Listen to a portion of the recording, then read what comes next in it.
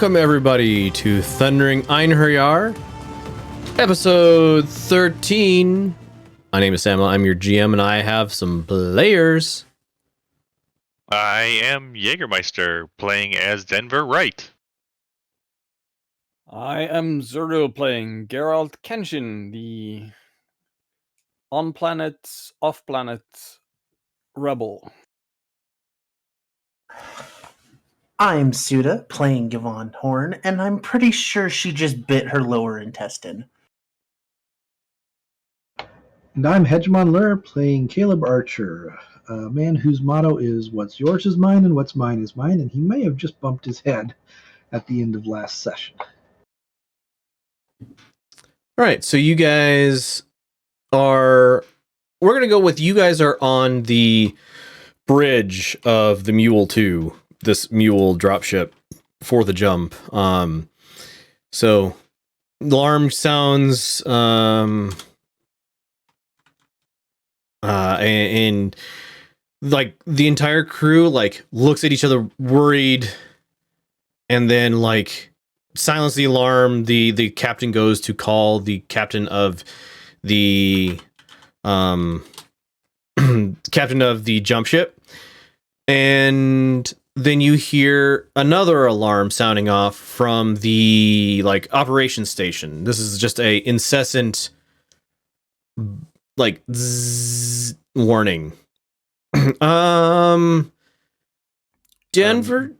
Geralt will hit the release for the buckles on his seat, stumble out of the chair, heading towards the buzzing, whilst exclaiming, "Did anyone get the IFF on that Banshee?"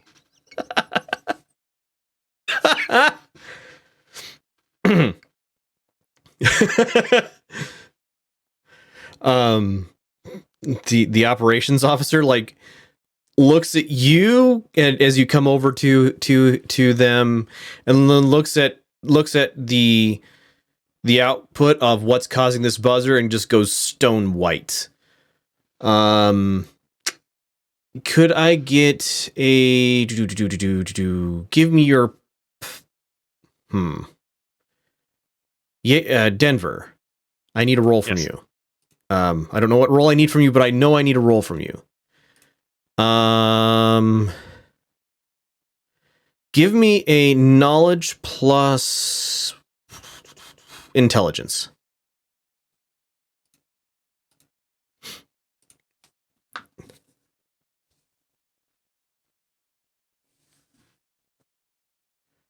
Everybody else can give me a 2d6, basically a luck roll. That's with your background. Oh my goodness. Caleb got it. Yvonne got it. Denver with his background knows enough. Geralt got it. Well, everybody knows that this is a radiation alarm. And Geralt, you get over to it as the ops operator silences it, and you see a reading on the output of 5 millisieverts per day. Make sure that's right. Yes, 5 millisieverts per day.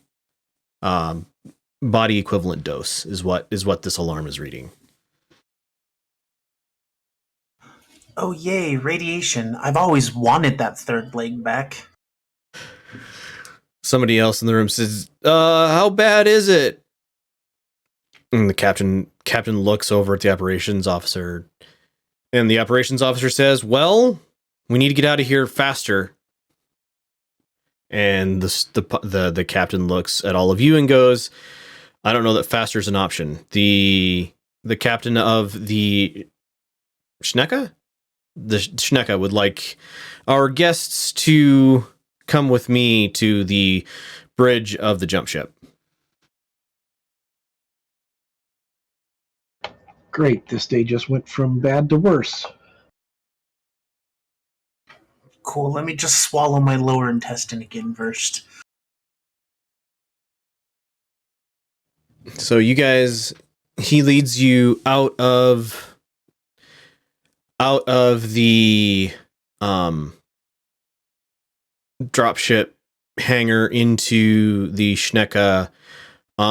This thing is on. There are sections of this ship on emergency lights.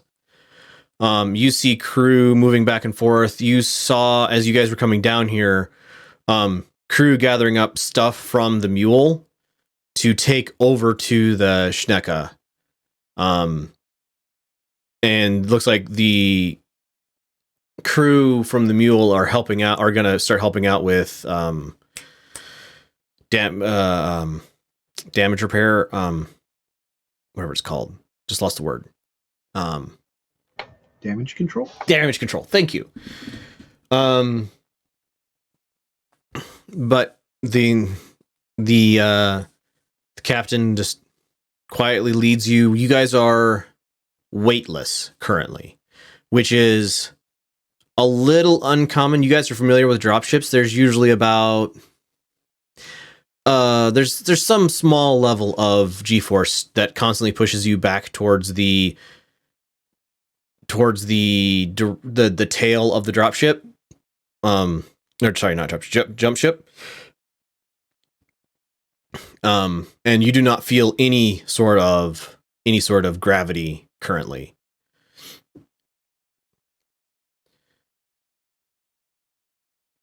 But a couple minutes later, you are in the captain's ready room on the Schnecka.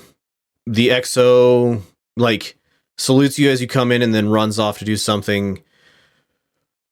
And the captain just gives you all a very dark look and says, well, I've never had a misjump on this ship before. I've never been in a misjump before, frankly.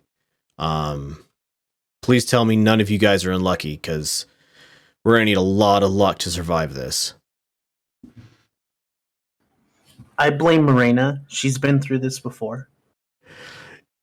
He gives Morena a dark look. She pales to that, and then he just shakes his head and says, No, I don't think anybody could be so unlucky as to go through this twice in a lifetime. But either way, be it fate or hubris or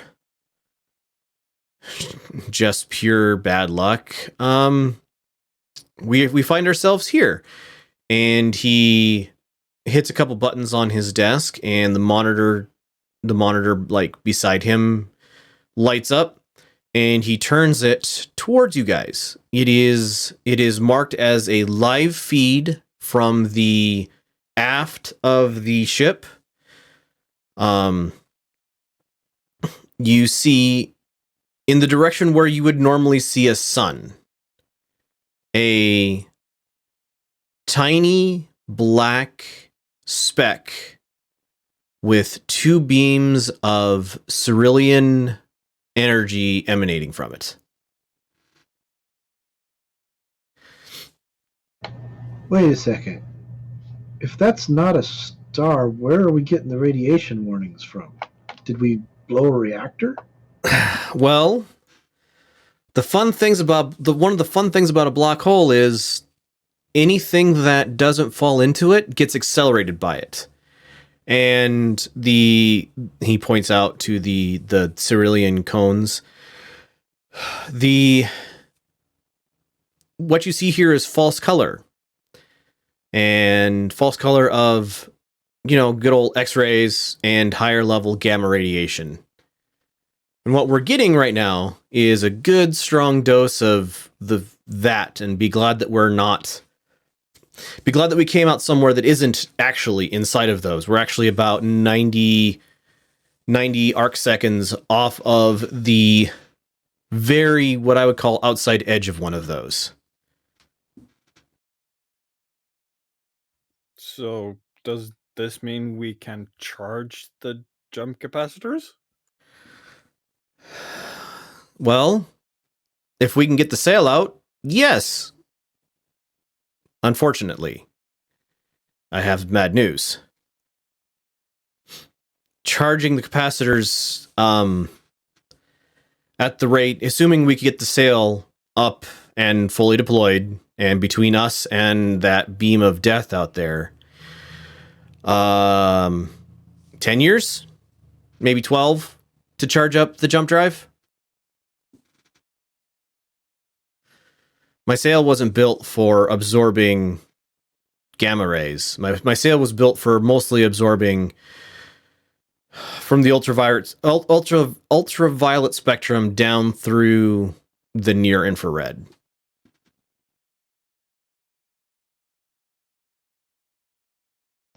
So we're stuck. Oh yes, that was the other thing I was going to mention. We blew all of our helium when we got here, so that's what I was hoping to use to supercool the superconductors that go between our reactor and the jump drive. So we can't even hot load because we don't have any helium. So stuck. Give me a couple days. I'll let you figure that out. Oh well, I'll let me figure that out. But I figured I'd better let you guys know, since you're our passengers, that we're gonna be here for a little while. And there's a knock at the door.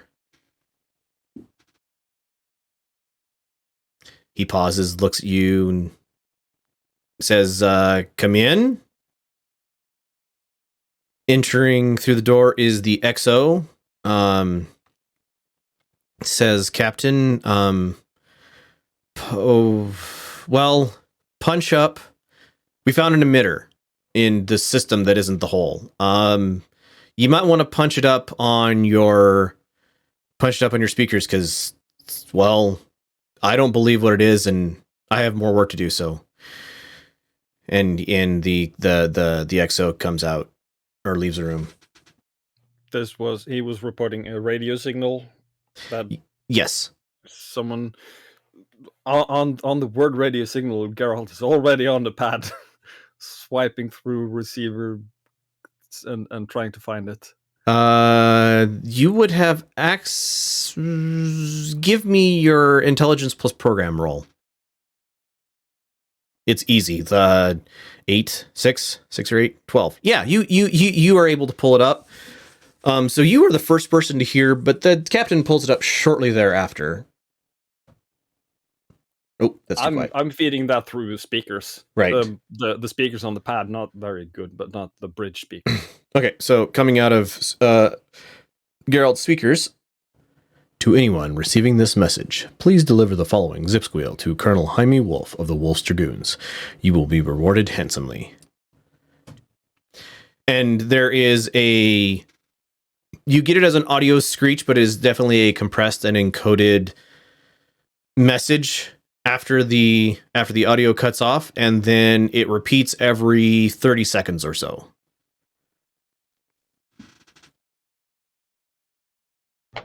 Wolfstragoons, where are we? Do we at least know where we are? Well, we have a good guess. We do have a good guess. My navigation officer has given me some coordinates. And if you will all go to the BattleTech map and enable jump points that are not settled. I forget what the actual term is. Not jump route. Systems visibility, show all system included hidden/secret systems. Yep. So if you go to just above New Bergen, go past Outpost and go towards the top left, you will see a system marked as Lost Hope.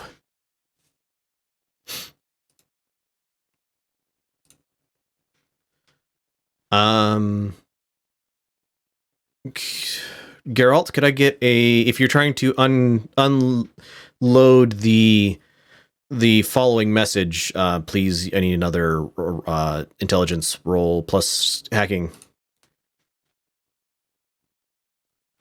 Program plus intelligence.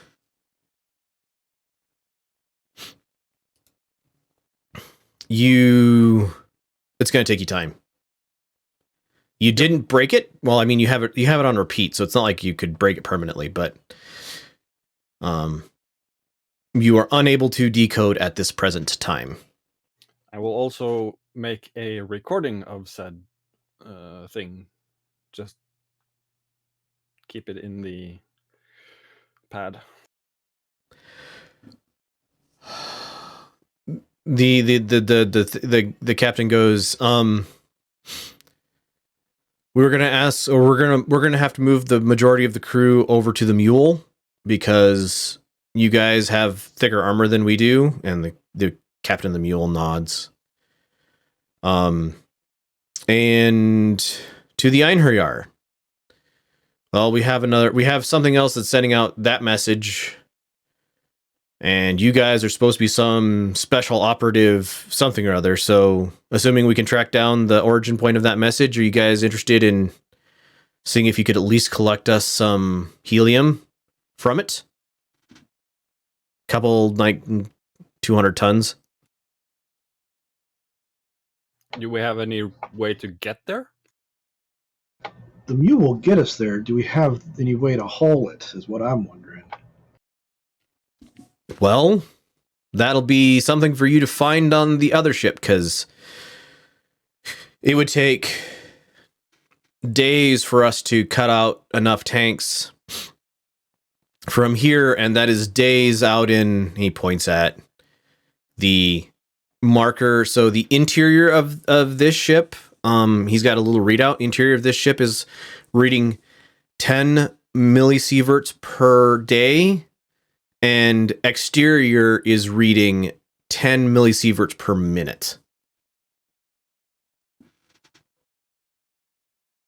So what you're saying is it's been warm outside. Yeah, I'm glad that our armor is actually as good as it is versus X-rays, because otherwise we'd be in trouble. We're not in trouble. Did you hear that, guys? I'm feeling better already. So I will put a link into the chat for you guys to get some perspective on these numbers that I am putting out.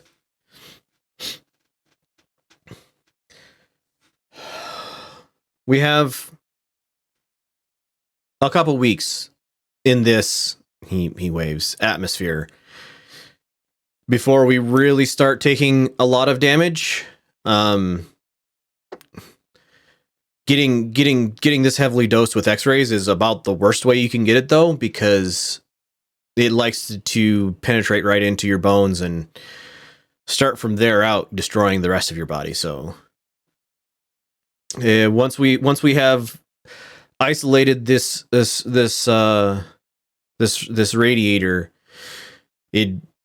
we're gonna have to go over there, if nothing else, just to see what's over there, and we'll let you guys board while we try to figure out if we can get this ship out without you, because I can't afford to send crew over, and we're gonna steal as much crew from the mule as we can get away with. Well, I'd rather be as far away from that monster out there as we can, and I don't have 12 years to wait, so I think we go looking, guys. What do you think? Yep. Sounds good to me. No objections here.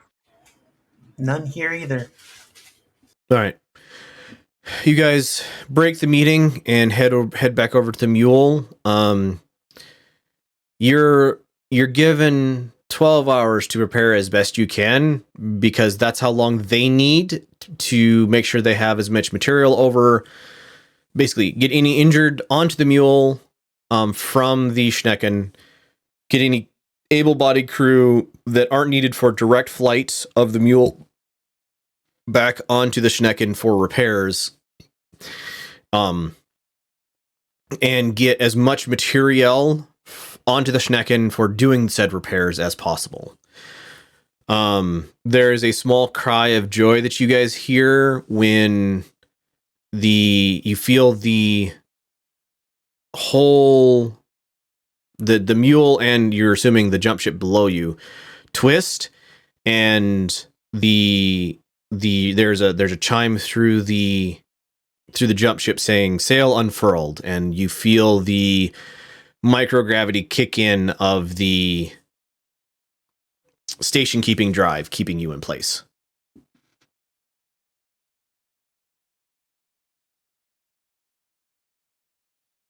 Anything you guys want to do in those 12 hours? No, I think it's going to take about that long to put my intestines back. I'll probably, in between the massive headaches and such, try to give decoding the data burst another go. Caleb's going to find his rack and just try to sleep off the headache from banging his head. Okay, give me another roll, please, Geralt.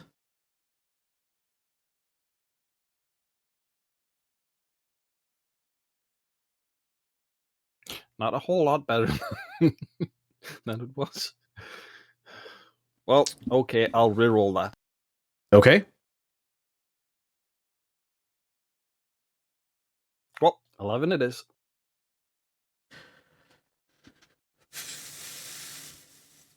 Are you willing to give up your sleep? Basically, arrive tired at the arriving elsewhere. Yep. He got curious. Analog data burst. All right, give me your roll again at +1.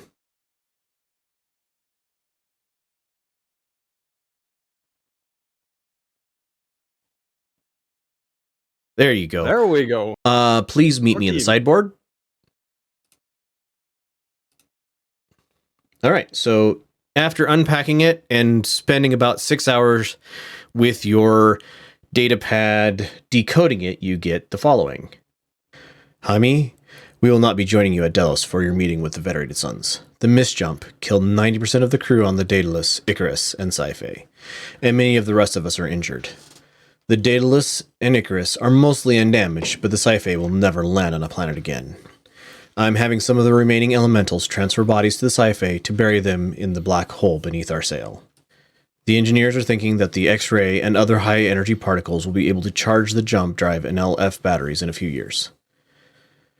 Unfortunately, we won't last that long. Necessary repairs outside of the ship to keep her flying will irradiate many of us, and there is only one usable pod left.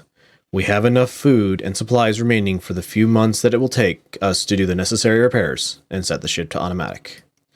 She does not know it yet, but we have decided to put Alexandra in the remaining pod. Of all of us, she is the healthiest and most likely to survive her extended stay. She will just have to forgive the headache that Miss Fetterdahl gives her. We are placing the pod in the center of the Daedalus to protect it as much as possible from the radiation in the system. Attached, you will find the coordinates to the black hole we're calling Lost Hope. I hope that in the nearly 30 years it'll take this message to get to Outpost that you have taught the Intersphere Surats a thing or two about how to fight. Commander Abraham Cuff, signing off. All right. What? You can listen to it again as many times as you want to, or share it with the others. I mean, you have it decoded now. Yeah. Off sideboard. Okay.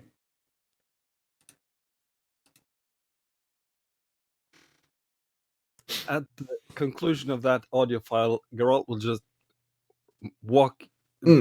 I should say, sorry, I should have made clear. It's not an audio file. It is a video file. It shows tired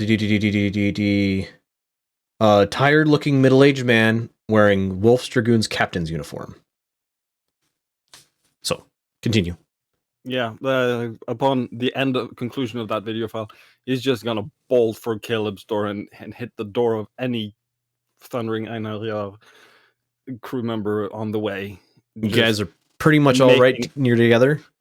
Make a lot of noise. Before we go very much further, could you provide us a little bit of background on what we would know of the Wolfstragoons at this point in history? So the Wolfstragoons arrived suddenly in the year 3005 to the Inner Sphere. They were at that time a 5 or 6 regiment mercenary company. They had a bunch of their own drop and jump ships, and they have worked for and against every major house in the Inner Sphere, and they are known as one of the most elite mercenary companies that exist in the Inner Sphere.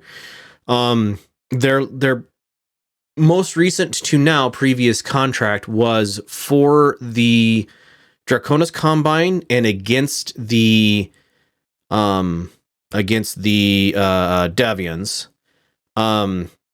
At which near the conclusion of that, there was we'll call it a falling out between the Wolves and the Draconis Combine, and the coordinator of the Draconis Combine issued a death to all mercenaries and tried to annihilate the Wolfstragoons. Basically, if he couldn't have them, he wasn't going to let anybody else have them. And at this time, the Wolves are about a regiment and a half. Before the Draconis tried to kill them, they were, I think, 7 regiments. They are now about a regiment and a half, and they are currently fighting for the Davians against the Curita on the Curita-Davian line.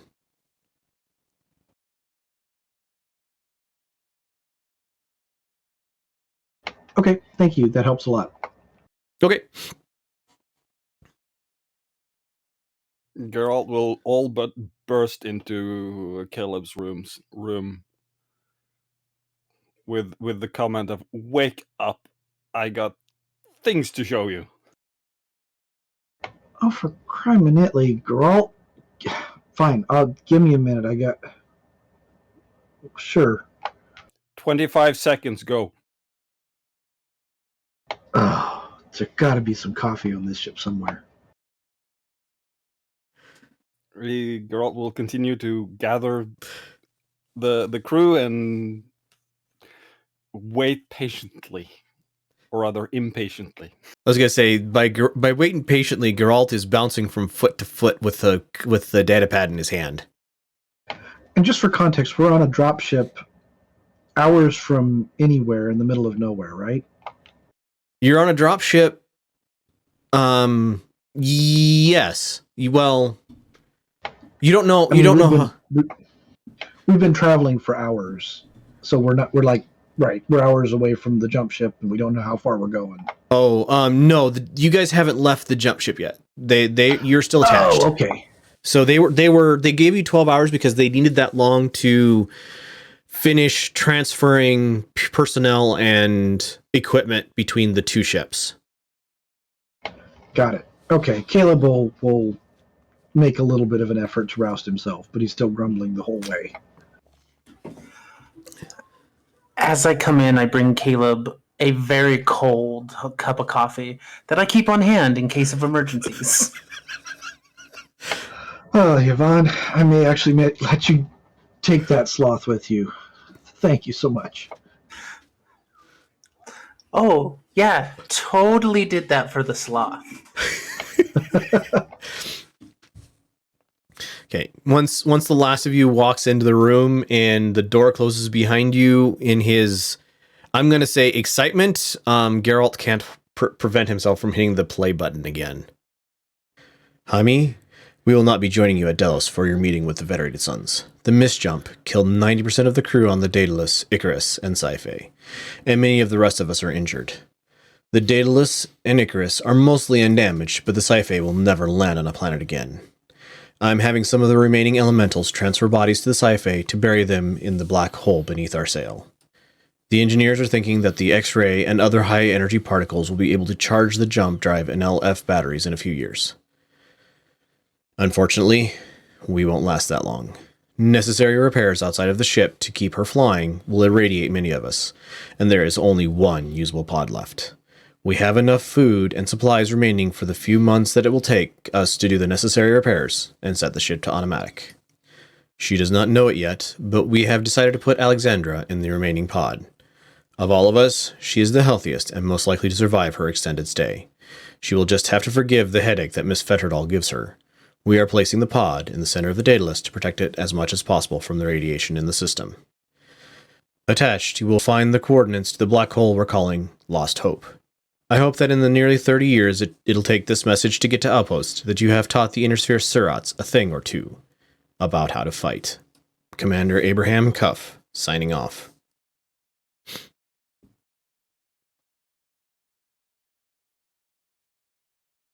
Geralt just keeps bouncing on the balls of his feet, like dragoons.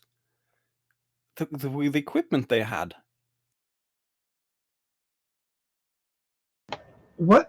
I didn't even understand everything he said. Was he already poisoned? He seemed like he was talking gibberish there. Names of ships and maybe a crew member to survive, and headache from didn't get that one, but I think there are ships here. And if it's been charging for 30 years, I would hope that'd be enough to jump.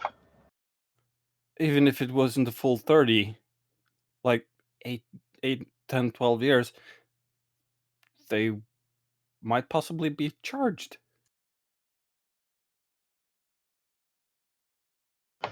Well, I think we go check things out.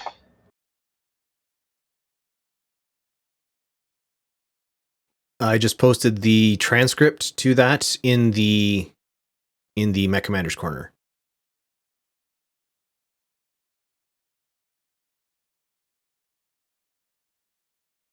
All right.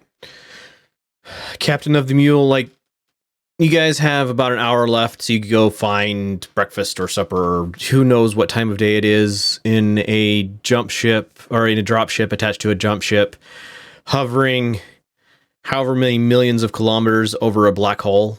But you guys find some food, and the captain comes up to the table.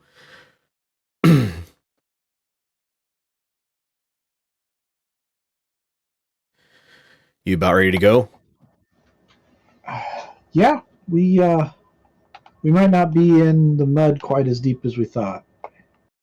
That's good to hear. We've located the source of the radiation, or the message. It's about a 3-hour ride from here to there. We don't expect to run into anything too very surprising, but I've never seen a ship of its like, and well, I've never seen a ship of its like. And he shows you a data pad, and I need to find it on the sheet. Nope. So we're actually in visual range? Through 3 hours. Yeah, you guys are in visual range per they have telescopes. They have to be able to resolve things that are very far away. 3, 2. So what you're saying is we're going to go on a 3-hour tour. A 3-hour tour. It'll take 6 hours actually, but 5. That one. No, that's not the one. Oh, come on. Helps if I actually... There it is. Oh, I had it marked. So he holds you up a picture, and you are not going to be able to see that, are you? Nope. You're not going to be able to see that. I know how to do it. Haha. Sarna.net link? Well, yes, that, but... Well, oh no, not... I'm going to look up Sarna.net from Sarna.net.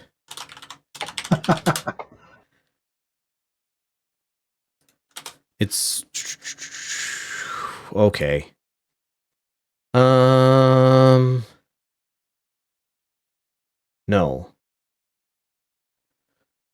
How do I not have... Yeah, there it is. There it is. pop you out, then make you smaller. Or we can bring up just the picture. Ha! It's not the picture. Oh, it's the wrong version of it. Knew I should have scanned this in.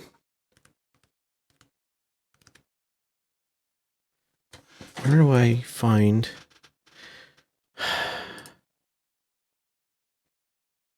No. Another picture of that.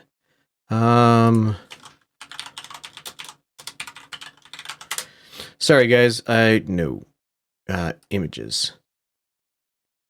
That one. Haha.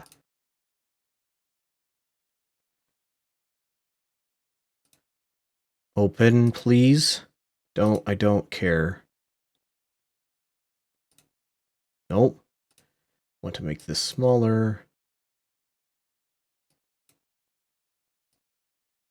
And then, why is it dumb? Okay. Control Shift. Snip? No. Windows Shift S. Sorry. Yes.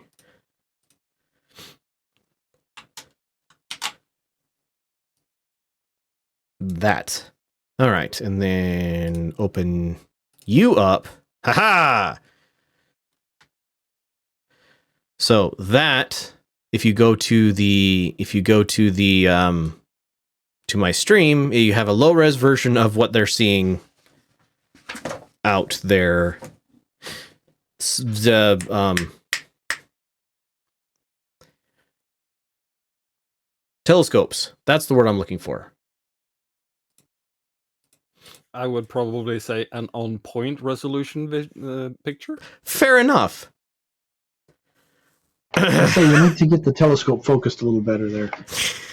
Well, in about 3 hours, you guys will have an up-close and personal view, along with the rest of us. So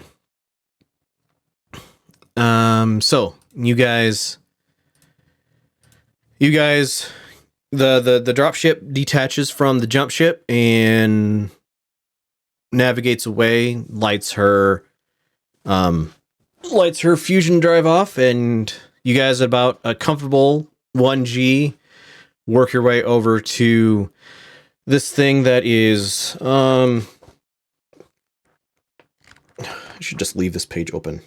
There we go. Nope.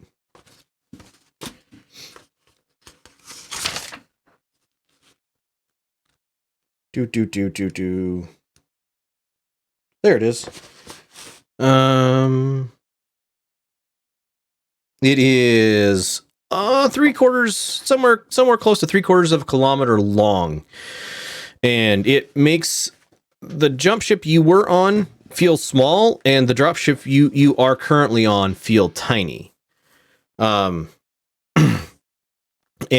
there are two, like, as you guys get close, get a better picture of it. There are two docking collars to this ship. One of them is currently occupied by an overlord, and the other one is shortly occupied by the mule.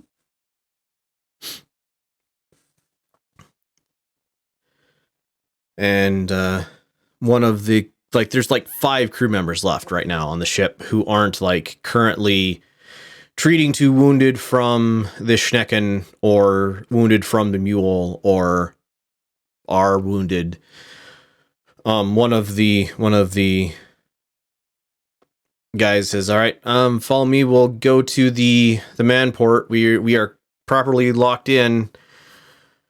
I hope you guys have good luck, and find what we need over there."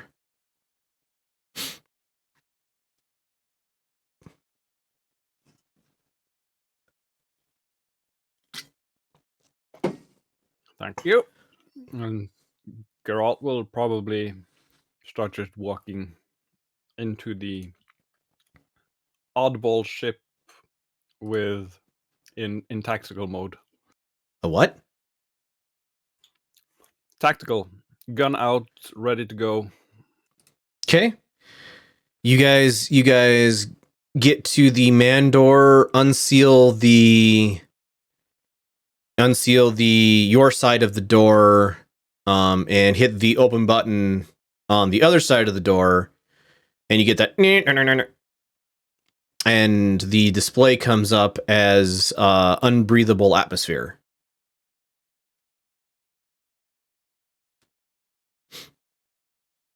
I suppose that's not a big surprise.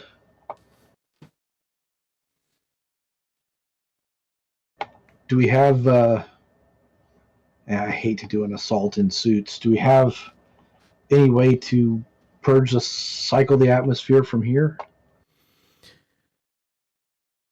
Um, Geralt will look around for controls that might allow him to do that. the like, you guys are in a ship that is 10%, probably less, the size of the ship that you're next to.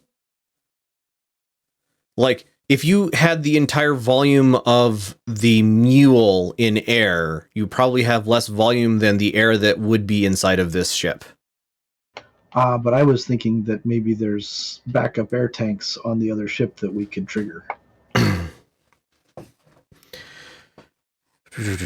Well, I'm guessing that's going to be a no. I don't think I want to give up all of our air because we need it to breathe over here.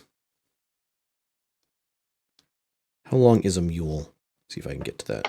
No, you're not understanding. I'm looking for something that we could trigger the other ship to release its reserve air tanks. Oh, well, I guess there's a connection port underneath the data pad for the door you could try. We do have suits if you guys would like to do that instead.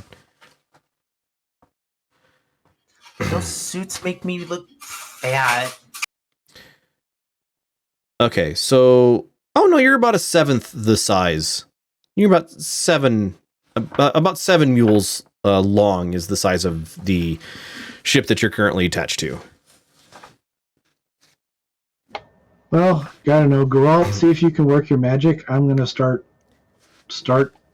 breaking out the suits. I don't think we're gonna have any way around it. Yep, Geralt's gonna try hooking up to the access panel and trying to figure out a backdoor into a recycle O2 or recycle atmosphere command for the ship. Okay, technical question. Are you using your thingy? I forget what it's called. That The is a black technical box? question. Yeah, Yes, I'll use the data face tab. there you go. The thingy from your mech. All right. So while Caleb and the others are starting to get into suits, Geralt, you hook up your hacking device, and you hit the connect button, and usually at this point is when you have to start figuring out code, and it says, "Welcome, Commander, to the Daedalus."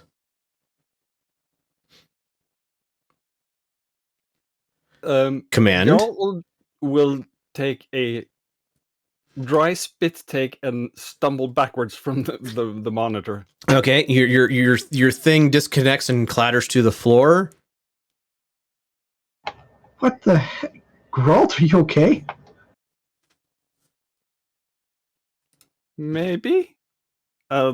Scrabble to his feet and reconnect and start looking for commands in the area of recycle atmosphere or something to that effect. Are you sure you want to be plugging in there? Didn't it just zap you? No, didn't zap. Odd message. So Okay. you get information that the atmosphere is the atmospheric recycling is currently in preservation mode. The atmosphere is 100 on the other side of this door is 100% nitrogen, 0% oxygen, 0% carbon dioxide. And that there are minimal reserves of oxygen on board. Basically, it's going to take time for the oxygen generation systems to cycle up. And you get a start now. Question prompt. Why? As in, hit the acknowledge. Okay. prompt. You get a timer and says 12 hours. And this timer starts ticking down, and you can see like systems starting to activate.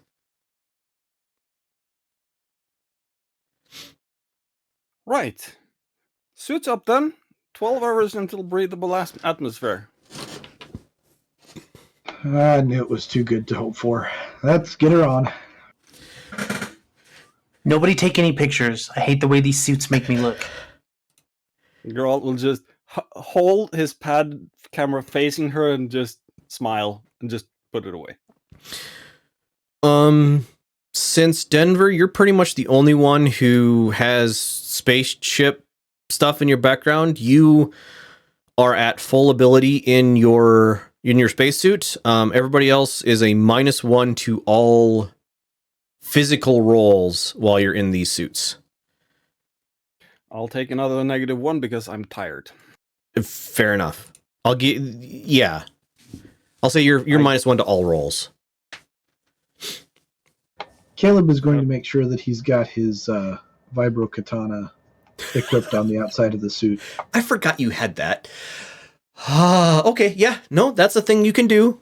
So you guys suit up. The crew member of the mule helps you like check seals and make sure everything is going. Geralt, you punch a thing in and you have access to cycle the doors as soon as the airlock behind you is closed. I'll just look around, see if that everyone else is in motion for the mule crew to seal his door, and upon confirmation, green light, red light, whatever, Yep. cycle the airlock on the oddball ship. All right. So as the door opens up, hold on, I'm going to do another voice prompt here. As the door opens up, you hear reactor online, sensors online, weapons offline, life support degraded, grav deck degraded. Warning, high levels of ionizing radiation detected outside of the ship.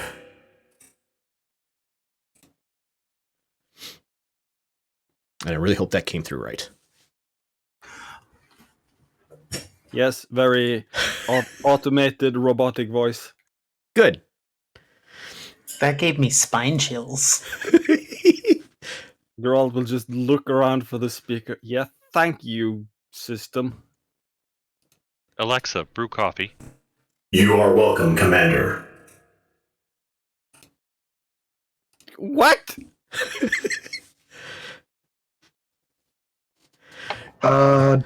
Can you show us the way to the bridge? Geralt, when did you get a promotion? That's a good point, Geralt. Can you ask? It seems to like you.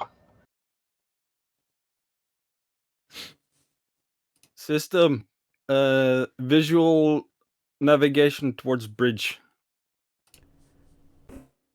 Visual navigation towards bridge confirmed. Appearing on Data's lab. And with that, you have a very rudimentary left, right, forward thing on the readout of your data thingy. Like words. Geralt, why don't you take your toy there and have it scan for other life forms aboard? Geralt is just wide-eyed, slumping down against the nearest wall at this moment. Your data phase tab. There we go.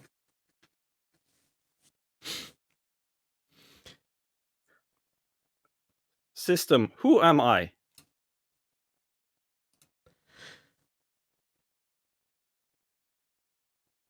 Oh, I need a good name.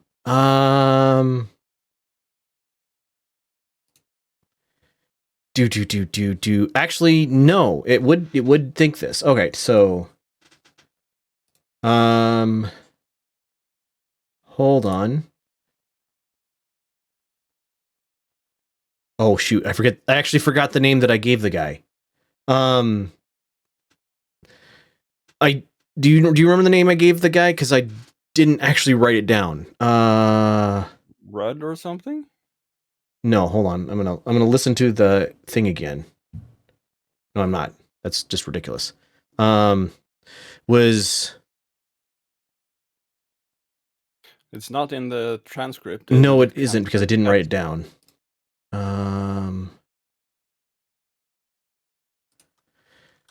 It was Abraham, right? I think maybe it was Abraham Rudd. I think Rudd. You said Rudd something, and I just what? All right.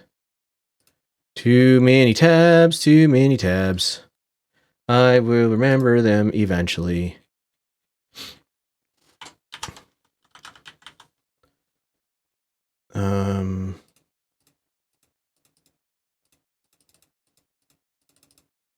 Oh no, that's not right. Hold on.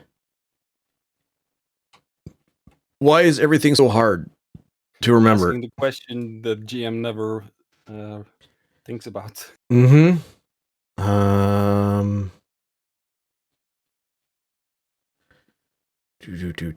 Do.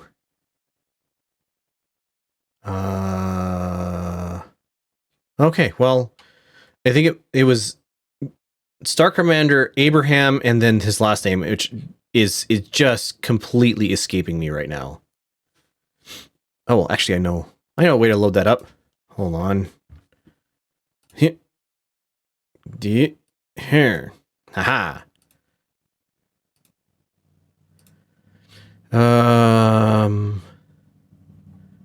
That one. I didn't actually save it. Everything is fine. Okay. Well, anyway, he calls you the captain that gave you the message.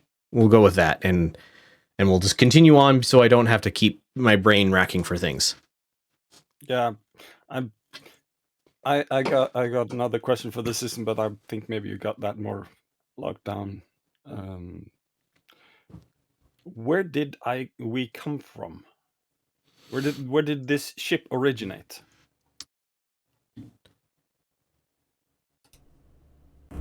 Redacted.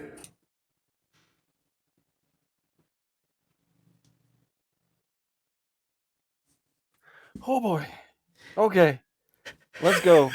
Left of this intersection, straight on for 2, and right on the next one. All right. So you guys navigate through this ship. It is laid out vertically, I guess you'd say. The tail of the aft of the ship is the floor, and the top of the ship it's laid out like a like the Rocinante. Just bigger. Well, it is laid out like a skyscraper, not a aircraft carrier. Yep. Okay.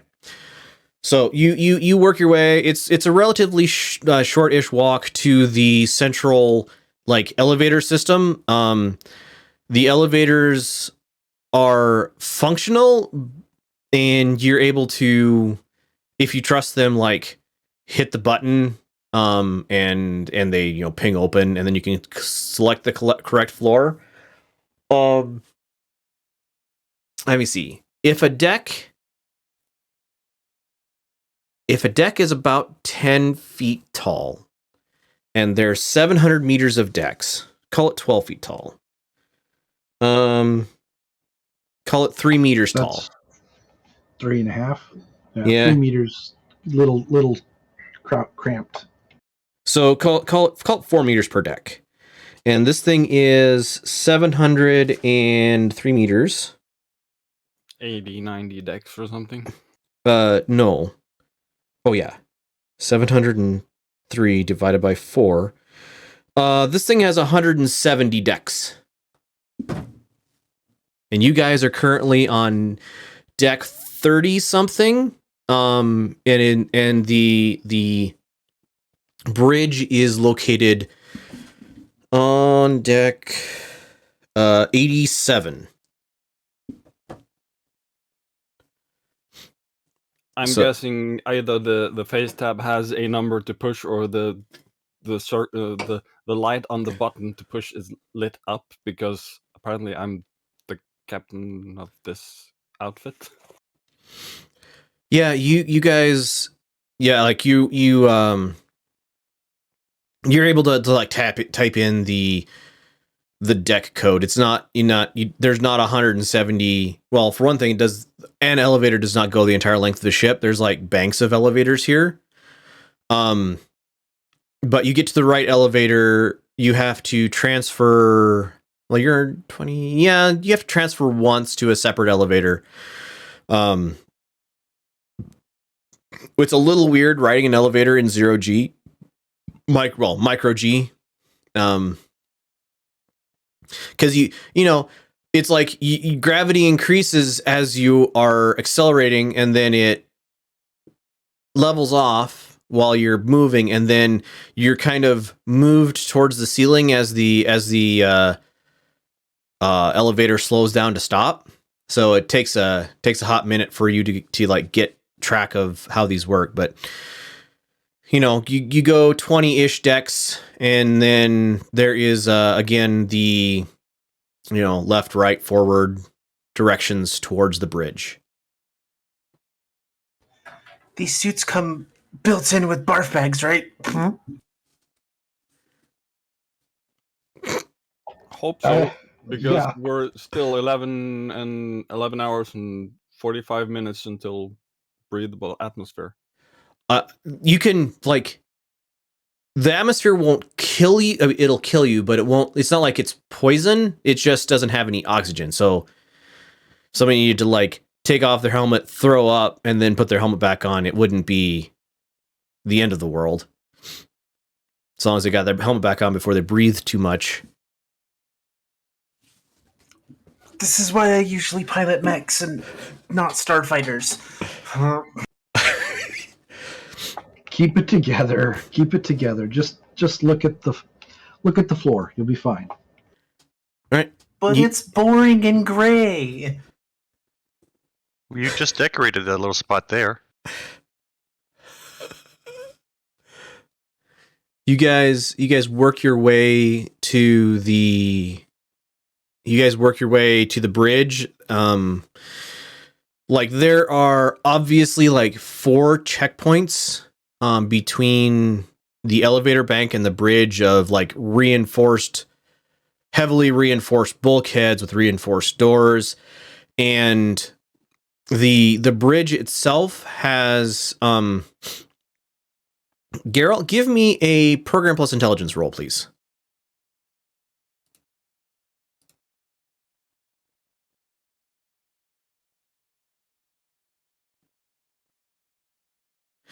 All right. So you see, you pop open as you're like navigating the map of this place. There are automated gun emplacements just outside this. Like this is there's a hallway, and at the end of the hallway there are automated pop up and down gun emplacements positioned, but they are currently retracted into the floor and ceiling. And there is the closed bridge door ahead of you.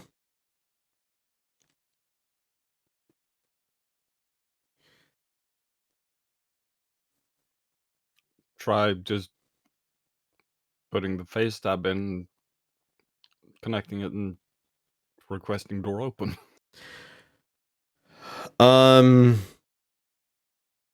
You get a like little blinky thing that says code required.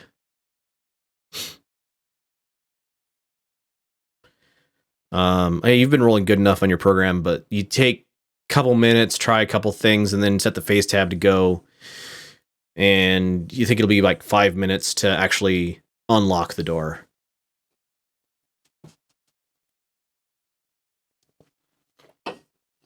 5 or 6 minutes until we get the door open. All Sorry for around the you, roof. all around you guys, you hear like the sound of creaking and groaning, and then like a start up. Did anybody else hear that? Is that the generator starting up for the atmosphere recycling? Per your I hope so. looks promising.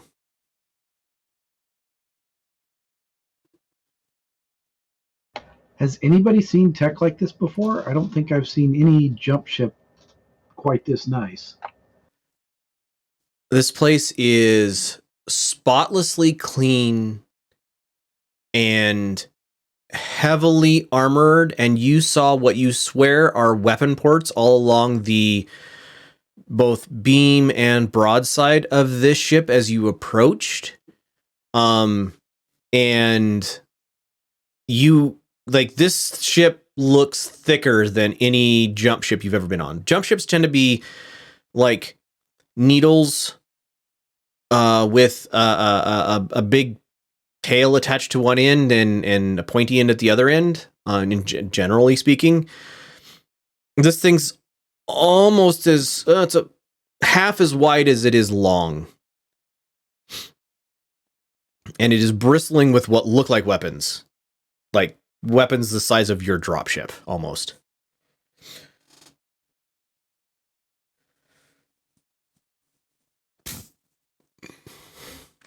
Ping! The door opens.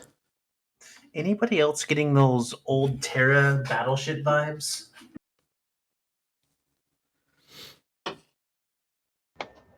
Kinda, but man, this doesn't look like it's thousands of years old. The door slides open, and you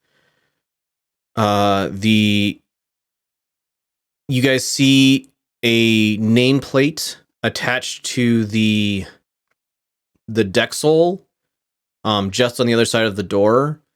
This is the WDS Daedalus Congress class. So top row is WDS Daedalus, and then bottom row is Congress class. WDS, what would that be? Was about to ask, anyone got any clue on what WDS means? What does Denver see? WD, Wolfstragoons. I bet that's it. Wolfstragoon ship, Daedalus. System, what does WDS mean? Wolf Dragoon ship. That thing's odd. You guys see around you stations for at least 20, probably more people. In the center of this, like stations for 20 or more people to work. In the center of this room, there is a... Everybody give me a D20 luck roll.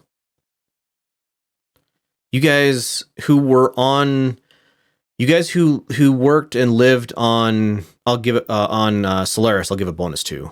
Oh, well, Geralt's going to get it. Caleb is not. Oh, wow. You and me both, Caleb. You and me both. Wow. Denver? Sorry, I was looking at character sheet and then realized no, that wouldn't be on the character sheet. Right. Okay, so Geralt, I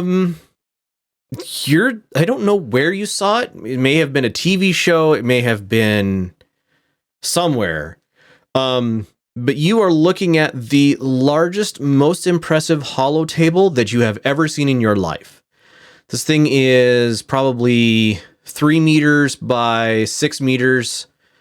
It has like, as you guys enter the room, it powered on and is like giving it is a exterior view of the ship slowly rotating, and is showing the Daedalus, and the like has a little air little thing saying, Daedalus, and attached to it has the Overlord's got a little name tag Icarus, and another name tag on the other ship that you guys came in on, unknown ship or unknown drop.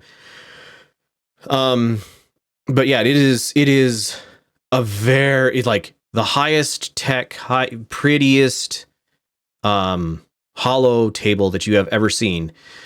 And beside that is a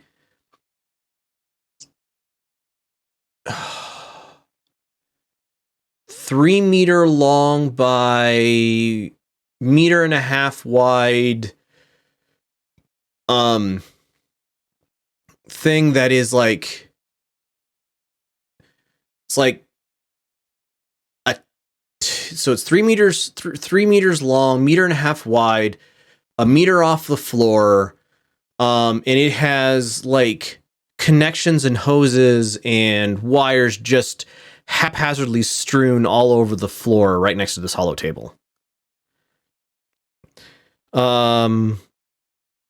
All right, so Geralt heads over to the hollow table.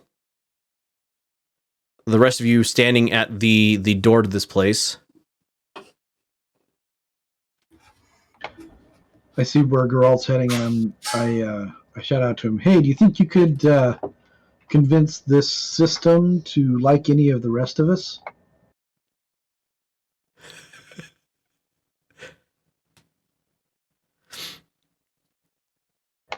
Yo, Geralt. System life signs scan on the Daedalus. 3, 4, there's 5. There are currently 6 life forms active on Daedalus.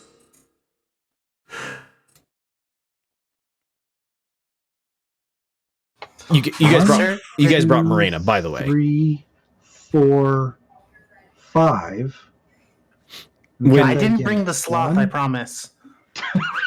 So as the door closes behind the last person into this room, the speakers overhead go, Restoring atmosphere to bridge. As priority, please leave interior doors closed for at least 15 minutes for atmosphere to purge.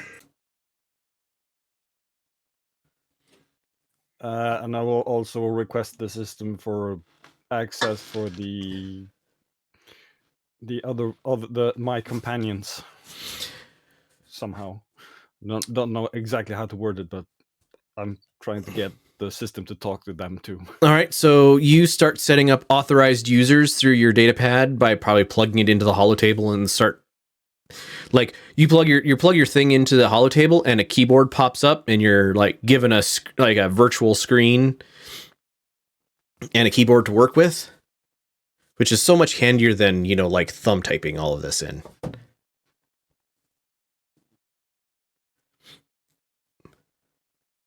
Hold on, Caleb. Working on authorized users, and I've got a background search, which was the first thing I did, of the cargo of the Overlord, of the Icarus. Of the Icarus or of the Icarus. Like 30 seconds after you hit that button, you get a rundown of what's aboard it. It currently has AN-1A Annihilator at 2, ARC-2W Archer at 2, HOP-4C Hoplite at 2, BJ-1 Blackjack at 2, FLC-4N Falcon at 2, FLE-4 Flea at 2, and CHP-W5 Chippewa at 6. Oh, let me see that list again. That can't be right. Did anyone else find that list rather disturbing? I will put that list in the Mech Commander's corner, so I don't have to keep reading it out.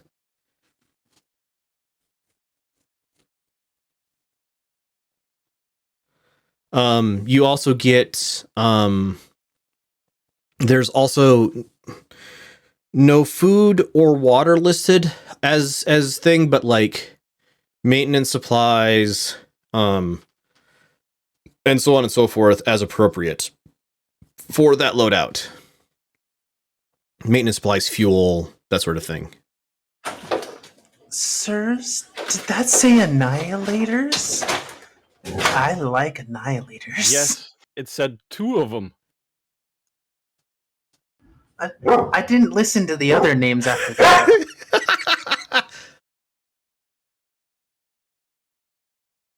Still working on the authorized users, and whenever that is done, Geralt will turn ahead towards the pod thing. Okay, so Just still standing where it is, just turning towards it.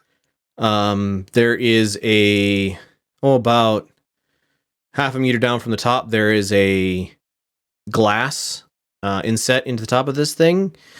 And you are able to get the authorized users for the remainder of the Einherjar into this.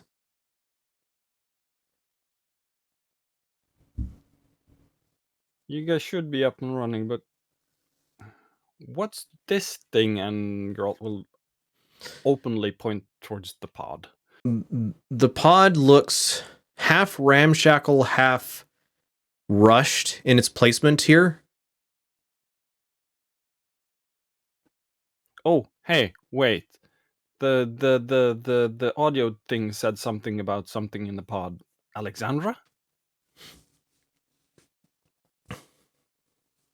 You don't suppose she's still alive? Do we know how long she's been in there? The date on the transmission for this is 3004.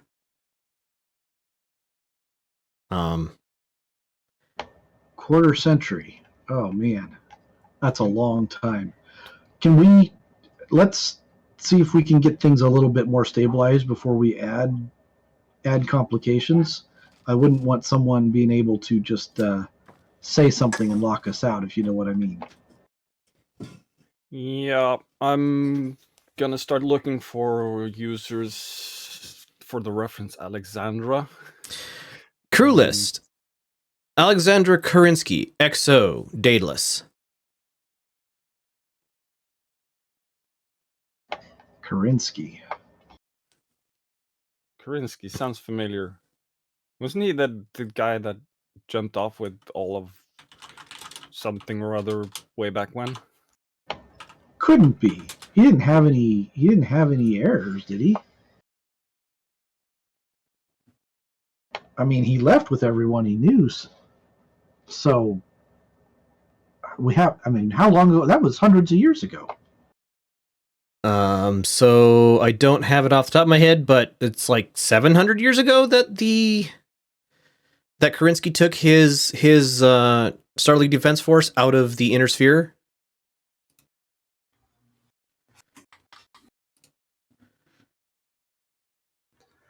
The ISDF was forever ago.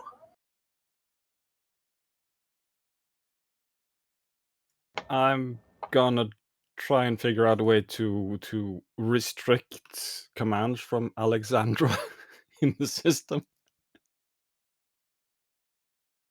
At least temporarily. I'm trying to find the actual date of the Exodus, and I'm not having a whole lot of luck.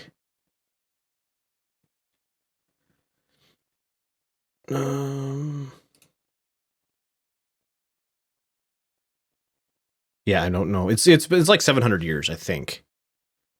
Somebody could look it up on Sarna for me. So after a little bit of fiddling, you're able to rejigger the command codes so that You are in charge of them as the Air Corps acting captain, and Alexandra's command codes are disabled.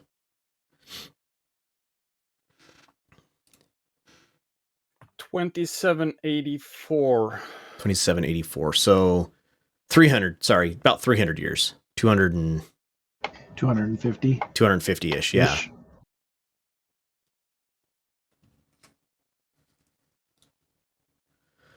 You don't suppose she's actually 250 years old, is she?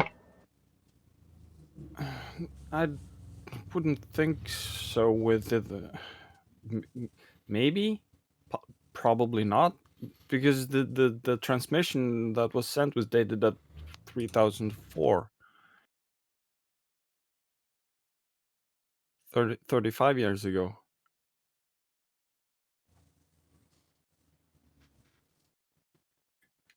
After he has restricted Alexandra, the Alexandra user, he will probably go over and look in the glass. Okay.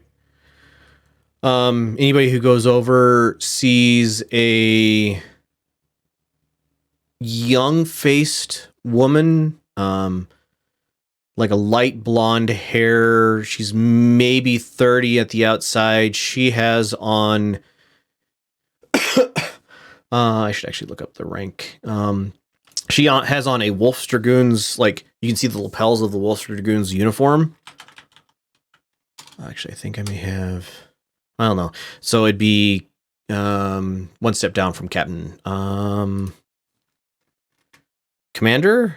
Probably commander. Anyway, it's anyway, she's wearing a Wolfstragoons uniform. And like appears like somebody who's restfully asleep. Her skin is kind of pale blue-ish. Like it's not quite human colored skin. But that's pretty much what you can glean by looking at through her face, and then there's a ping, and the bridge speakers say, "Bridge air currently breathable." System, are there medical facilities available? Medical facilities currently unstaffed and powered down. Prioritize atmosphere and power to medical facilities next. Acknowledged.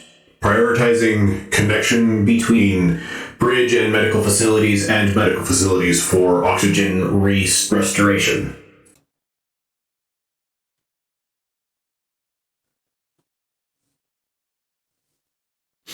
All right, I'm thinking Denver, we need to get some communications up. Can you check that out?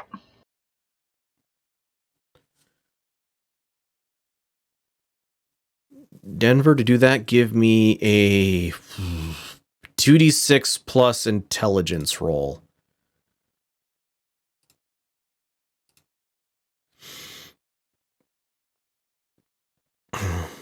Yeah, 2d6 plus intelligence. Knowledge. 2d6 plus knowledge plus intelligence. Since the knowledge is a plus 0, it doesn't matter.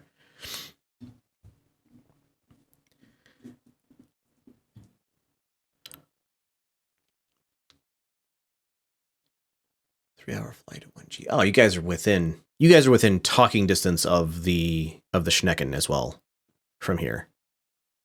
Yeah, it's just got to be what, a second or two delay? Yeah. At the outside, you want 1G 3 hours. And you had to slow down for half of that, so. All right, Denver? He might have gone AFK. I'm back. Okay. Hedge asked for getting systems online. I said intelligence plus knowledge, like Okay. communication.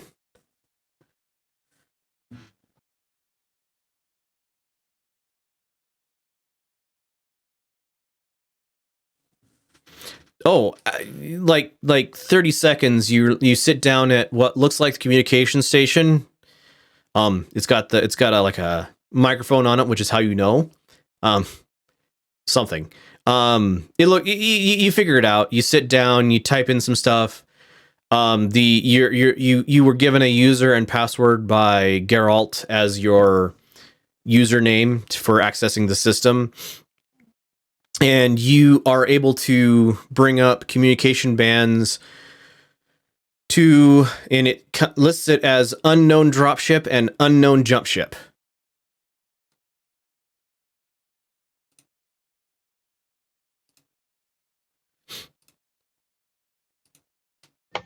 Let's let our mule know that we've found some things that they might like. You open a connection to the mule. Can we not tell them about the mechs? Oh, I think that we're gonna have to figure out how this is gonna play out. But I'm not in any hurry to let those things go. Okay, you're able to open up a connection, no problem. And it says, this is the Schnecken. Who am I speaking with? The Schnecken's the jump ship? Yes. Or you were talking to the mule first, sorry. The mule, yeah. Sorry, yep. I should give these people names. I didn't actually up until now. Name generator in German. Masculine, generate a name. That's a horrible name. That's a better name. Well, no, it wouldn't be. It'd be, this is the mule. Go ahead. Mule, this is the landing team. Can't think of what it would be. Assault team. Just reporting in, letting you know that everything's looking good over here. We'll have more to tell you after a while, but don't worry about us. We're going to be busy for a bit. Should I tell the Schnecken that there's good news or bad, or just news? You can tell them it looks like we may have a way out, but we'll need to discuss how it's going to work. Okay, that's reassuring, Major. That's good to hear. I'll let them know. Let us know before you come back on board, and we can get you out of those suits. Roger that. We'll be in touch.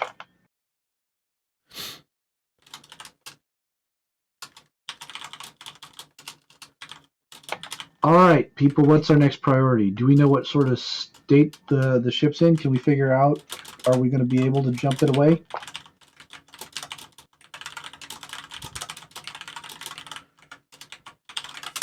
Who's looking that up?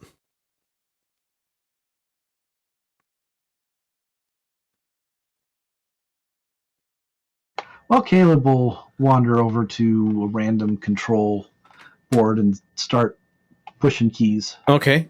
Give me a program plus intelligence.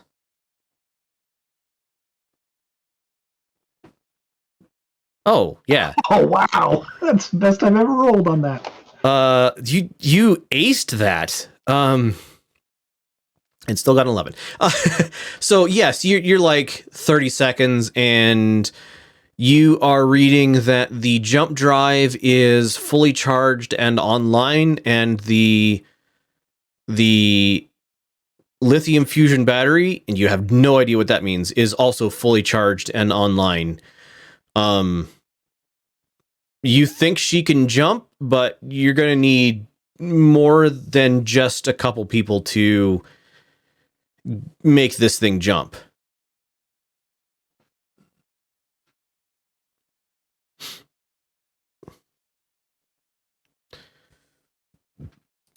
And all right, good. So it looks like we've got our way out. Now we just need to figure out how best to accomplish this. So here's what I'm thinking. I'm thinking that. Well, did you find out? Do we have any helium, Geralt? There's some. Am I to understand that the counter is fritzing and not showing a real defined number? Well, you see storage and backup supplies, but you don't know specifically how much the Schnecken needs. So you're guessing it's enough, but you're not certain. We have helium. If it's enough, I'm not sure. Could be. You see that it is also used for supercooling the supercooling superconductors for jump operations.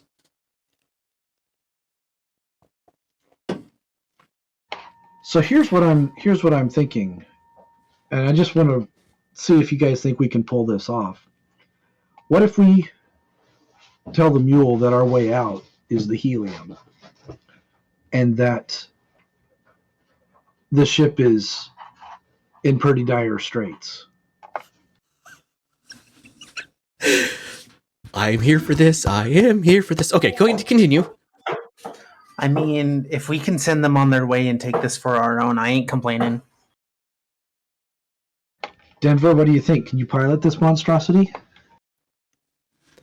It's got a stick and pedals. It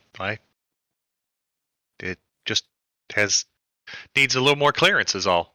So sure. Are we enough to skeleton crew this monstrosity of a thing?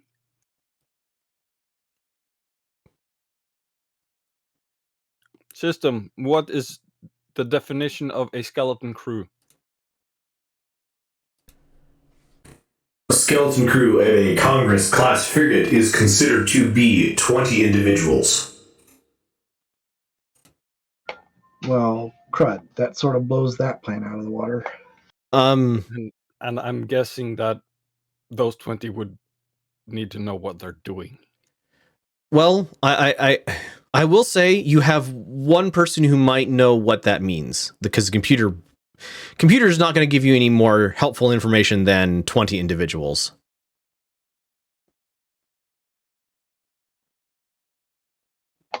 Question is whether she'd be willing to help us or not.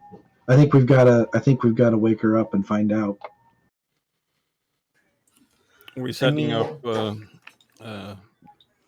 defensive positions while someone wakes her up, or just wake her up, no weapons drawn? We don't want her to think we're space pirates. Come on, I'm way cuter than that. This is just about the definition of piracy here, but I agree. Let's see if we can put her at her ease. System, what's the status of medical facilities? Medical facilities powered on and oxygenated. Medical facility 1 powered on and oxygenated.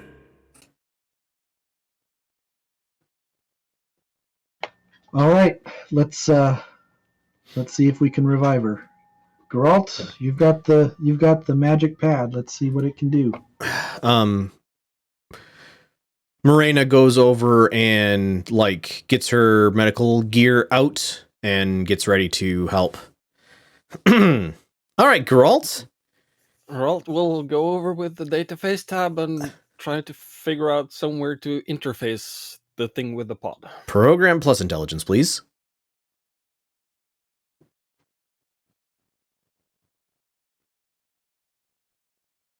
$12.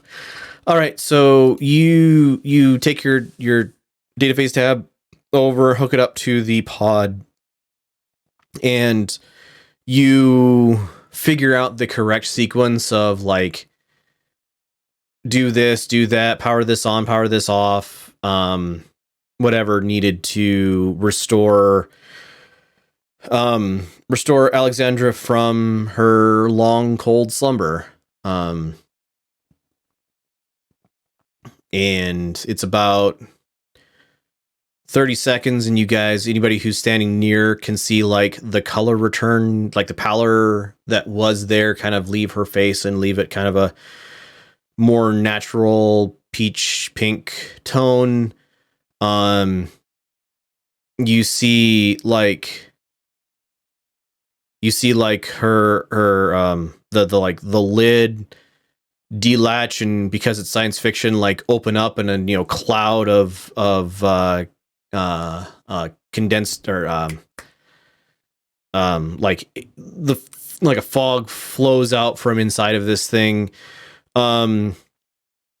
She's wearing like the neck is the commander, or not commander, the rank tab for Wolfstragoons, but it looks like they have some sort of, like, this is a medical uniform, I guess you'd call it. Like, she's in easily removable clothing in case of emergency, like, medical need, I guess you'd call it. And there are like 2 IVs in her left arm, 2 IVs in her right arm, bunch of catheters in places we don't want to mention any further than that. And she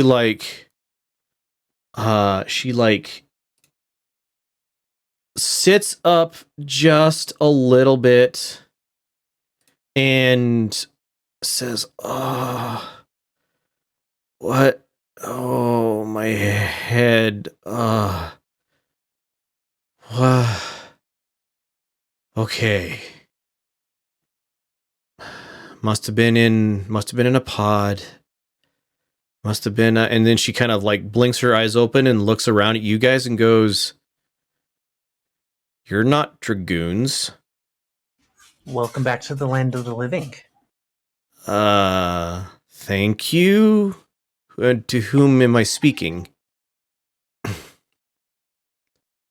We'll answer your questions soon. Let's get you over to medical and see if we can get you something for that headache.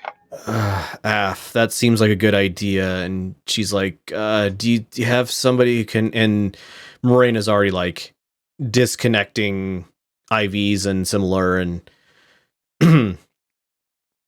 helping her stand up. She has no strength, and immediately as soon as she tries to stand up, she falls against Moraina, basically stumbling. Geralt will offer to carry Alexandra. Thank you. Medical, this way, and she points in the direction of the back door back hatch out of the room. How big is Geralt? I did mention it in the post. You hang on. Sure, like 6 feet, more or less. Tall, dark, and handsome is all I know. About 6 feet, 85 kilograms. Okay, so she is every bit as large as you, maybe a few centimeters taller than you, but she is built. She has a warrior's frame, but like she's not fighting you at all, and you think she's lost a little mass in her long, cold stay. So you're able to like pick her up and move her around. Well, we're still in microgravity, right? Oh, right, microgravity. Right. So never mind all that. She's floating, but yeah, she's definitely like being like you have to lead her out of the room, because she is not able to, like she's not 100% with it. How do we put it? Coherent. Yeah. But you're able to get her to the medical bay, which is like one corridor, and then looks like there's enough for about 25 people in this medical bay, like 25 patients in this medical bay. And she's like looking around and she's like rubbing her eyes and goes, where's Dr. Hassan? Where is every... you guys are going to have to tell me the story. All right. Yeah, speaking of that, it's oddly empty in here. We have answered your distress call. Okay, so that Gerald will explains a look lot. towards Caleb with an eye and just tap the tablet. Caleb will look back at him and raise his eyebrows like, what? Do we show her the distress call video? Or the distress call? Caleb will shake his head no, and he'll go over to her and say, lady, I don't know how to break this to you, but you've been in that pod for more than a little while. I'm gathering that. And she looks over at Morena and says, thank you, and here, let me show you, and she like hits a couple buttons and like helps Morena hook up medical equipment that Morena isn't 100% sure what it is. But you see like life sign reading, like heartbeat and so on and so forth, and it's not very long, and she seems to be recovering from her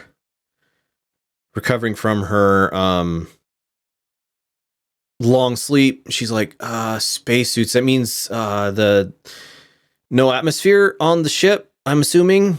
And we got to be aboard the data list. This is the data list. I recognize this ship anywhere. So you guys must have come on board with no atmosphere, or at least not breathable.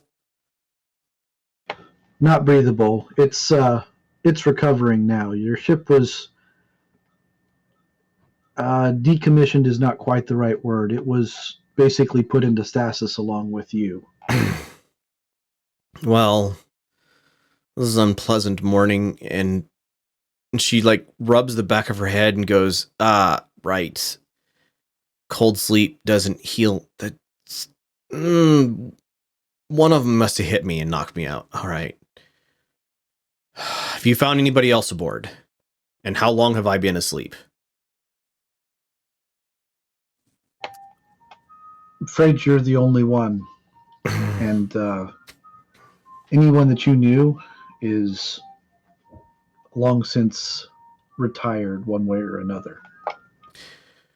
She nods and says, so we're still above the Lost Hope?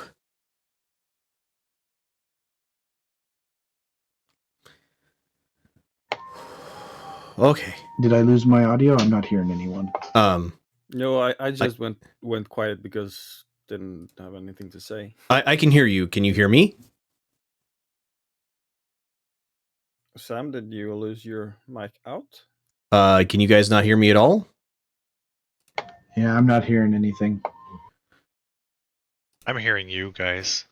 Yeah, Sam lost his mic to voice Okay. mod, I think. Okay, hold on a second. I'll restart voice mod. I can see you talking in the camera. Right. Hold on. Cone of silence has fallen onto the med bay. At this point, I was figuring that you would be, Caleb would be having a discussion. It wasn't necessarily a roundtable discussion, unless she asked for pointed questions at this point.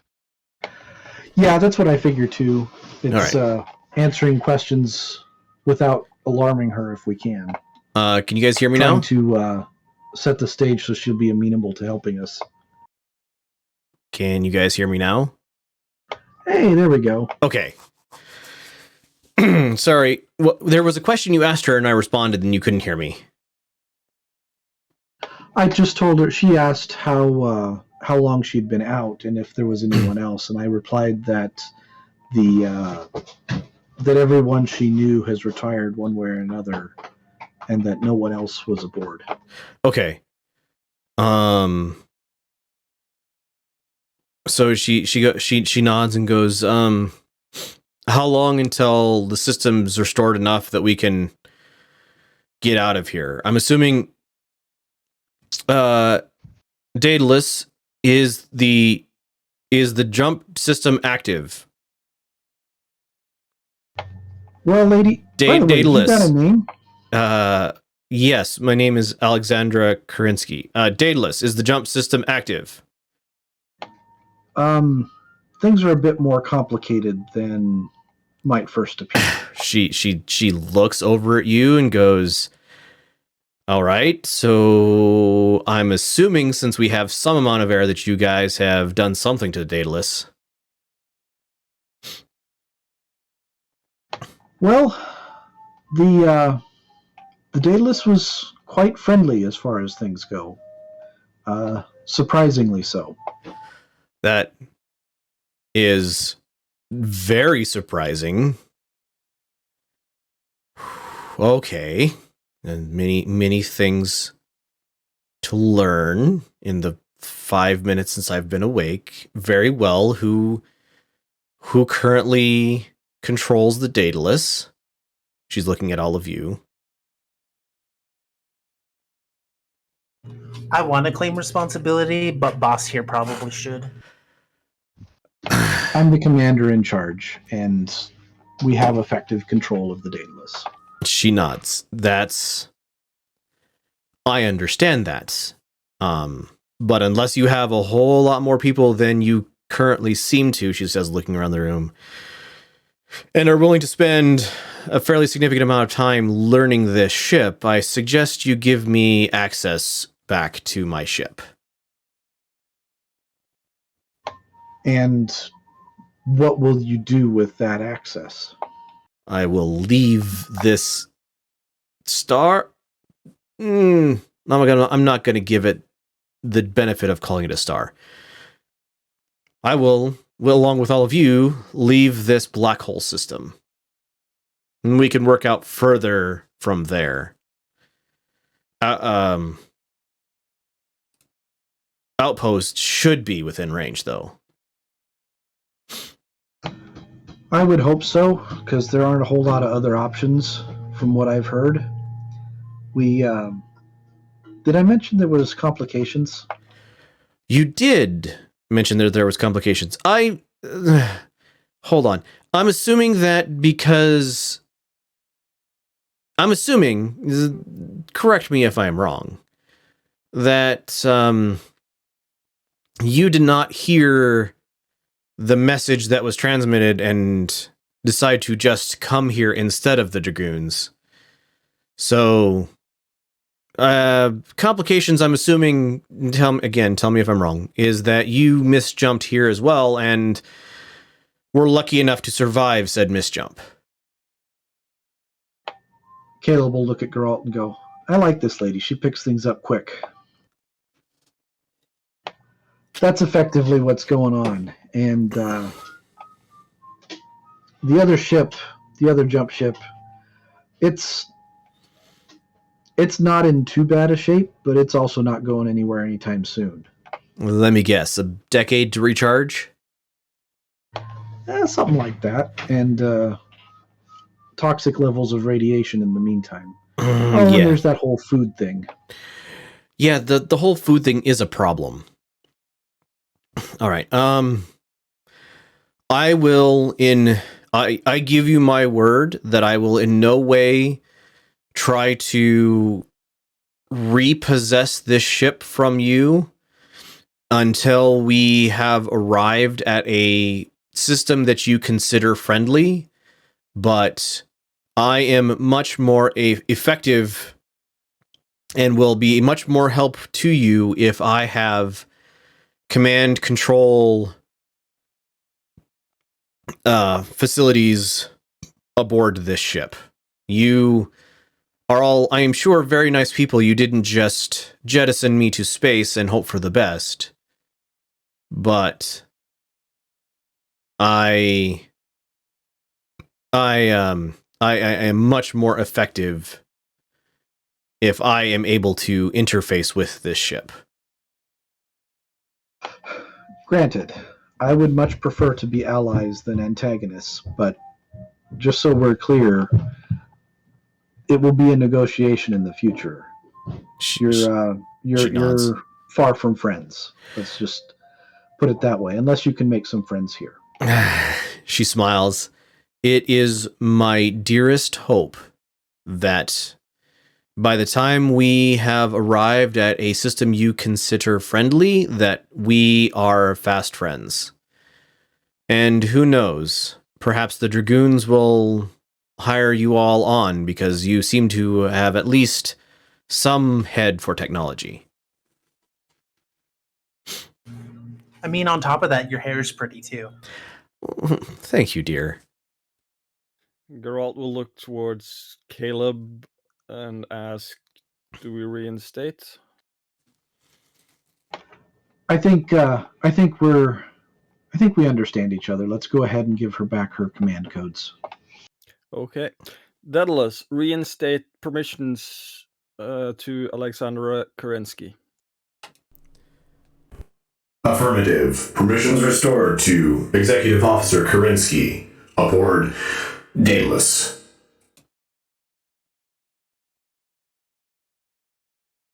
Now, the other trick will be to keep the inner sphere from getting its hands on this ship, because I assume that's no more your wish than ours. No. The idea is,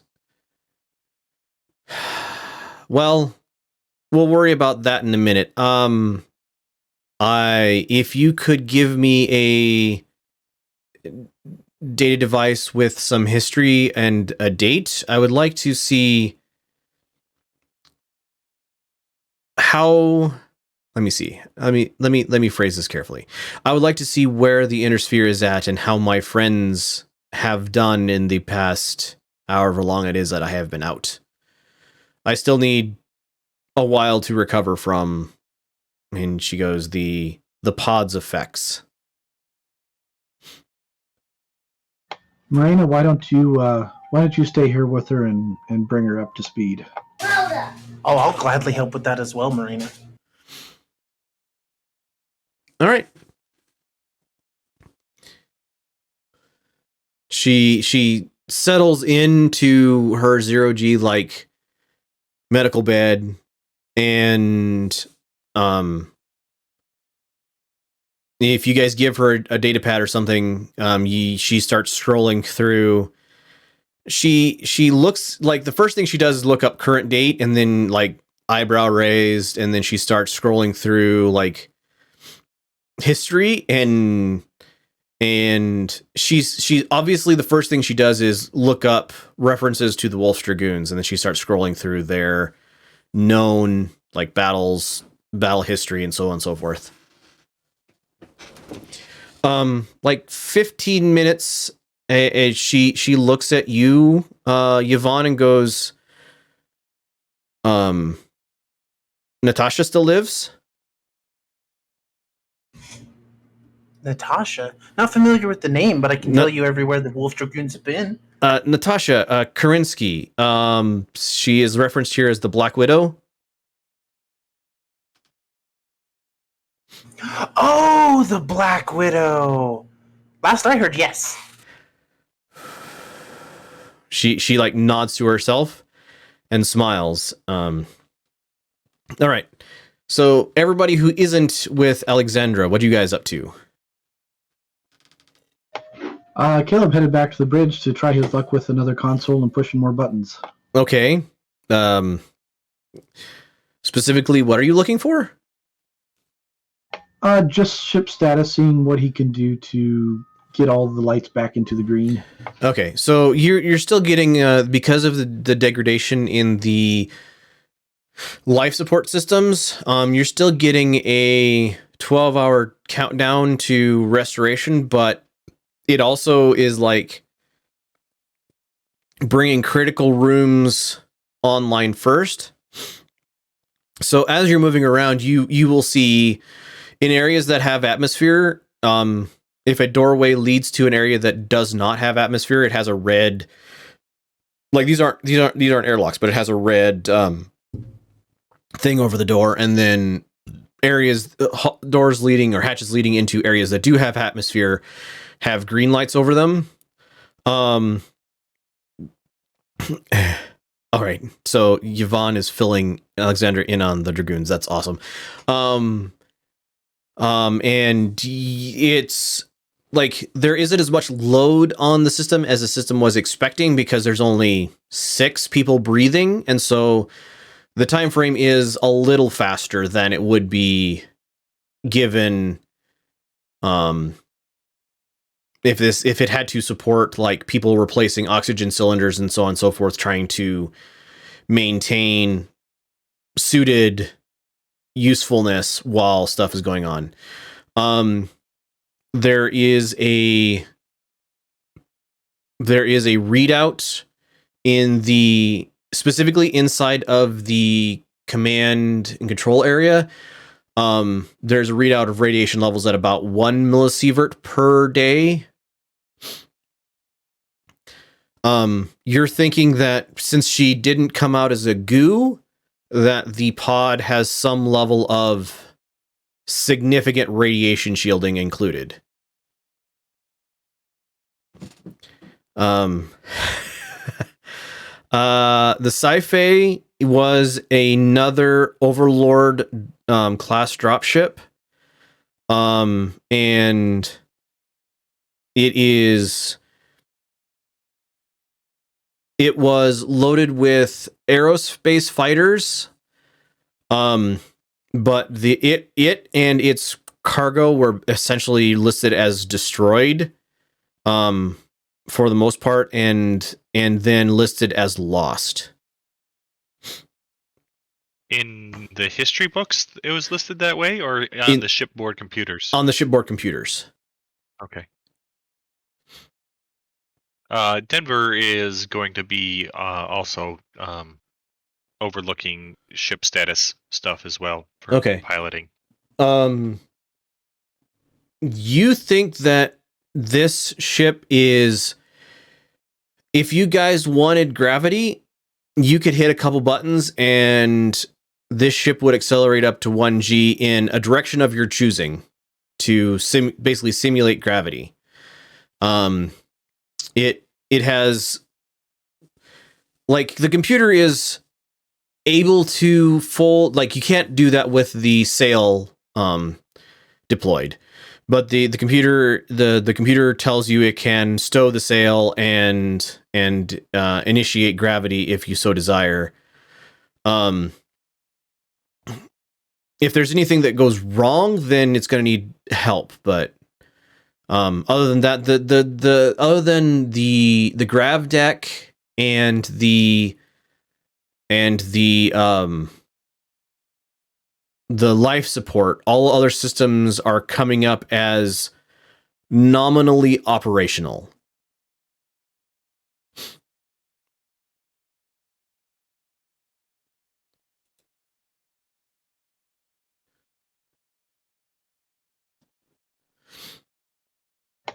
So I'm assuming we're going to spend like an hour or two doing that. Yep.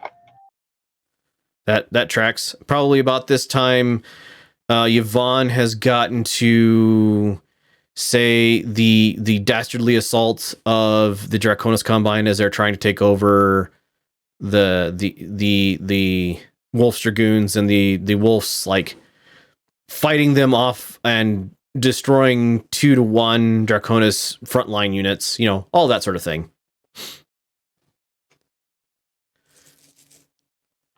All right. Well, I think it's time to check back in on our refugee and see what we can see if we can settle on a course of action. Do we let the Schneck know what's going on now, or? Not yet. I want to have a plan before we let them know the state of things, just in case we have to color the picture a little bit. All right. So we should also get more of our mech techs and so forth on over to this ship too.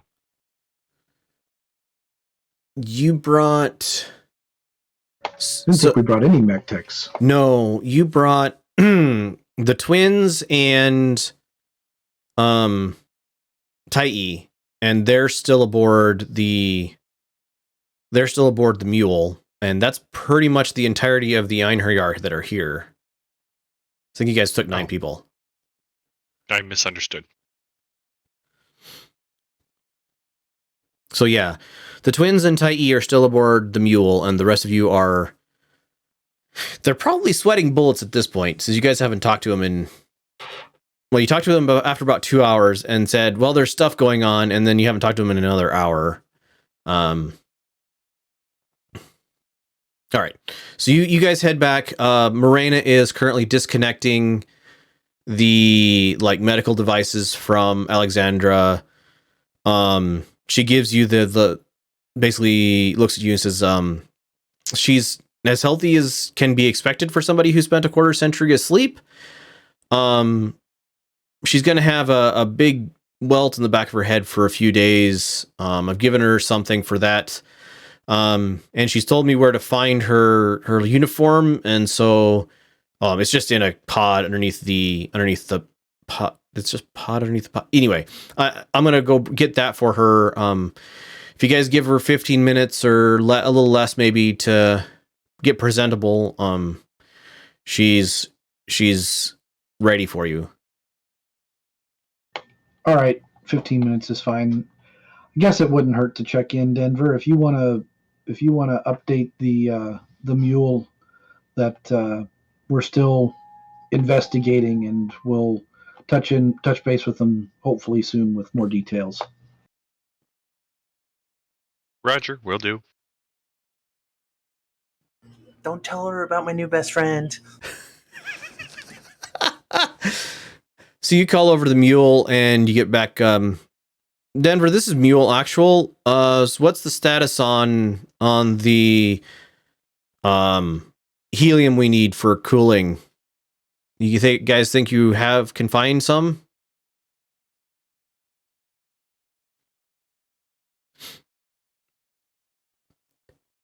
As a player, I don't know how to answer that because I don't know how to read the readings and whatnot to explain that to them. Just tell them we're still looking. I was gonna say, you guys all heard that, so. This is Geralt. There is some struggling to figure out how much. Is it in containers that we can get over to the mule and transfer over, or are we gonna try to have to bring the 2 ships together? And speaking of which, as a player, can this jump ship merge with the other jump ship and jump a jump ship? No. So the only way, if you have 2 jump cores, which are the thing that allow you to tear a hole in space, too close to each other when you attempt to jump, then in the best case scenario, the jump fails. And in the worst case scenario, you rip a giant hole in space and both ships are destroyed. So there's a certain standoff distance that is required to jump. So you can't hook 2 jump ships together and jump and co-jump them together.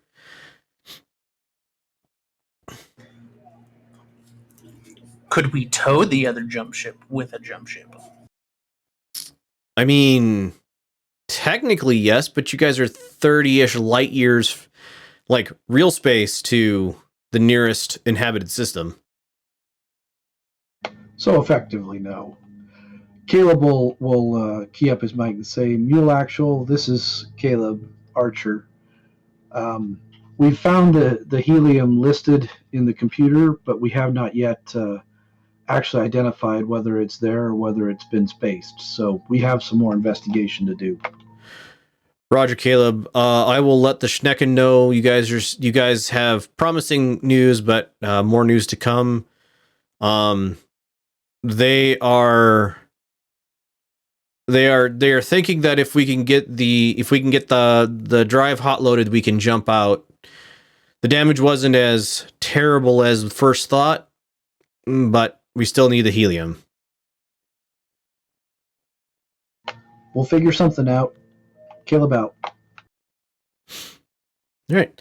About this time, Alexandra and Morena float into the bridge. And she goes, Daedalus, please bring up system information. And Daedalus responds, Aye, madam. And the holotable like goes away from the like 3D projection of the ship and starts just spewing data in large blocks onto the thing, and Alexander like floats over and starts like scrolling through the data.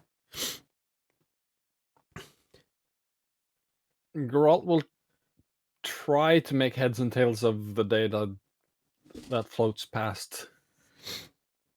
Caleb will be watching her as opposed to trying to watch the data. Okay.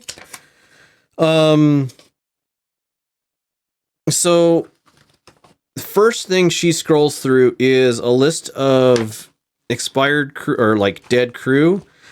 And no. Where is? Sorry, just a second.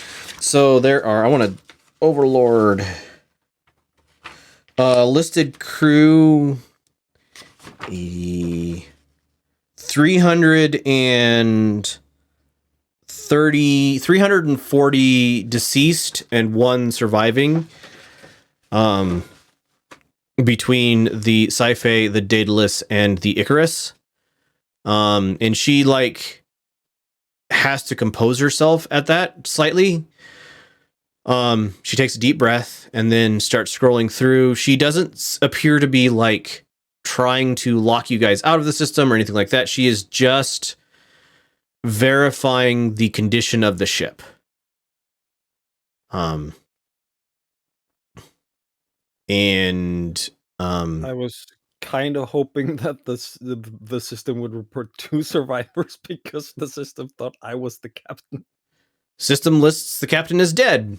System also, she didn't look to see where the captain was currently at, but the system wasn't designed to exclude the ghost of the captain from driving the ship.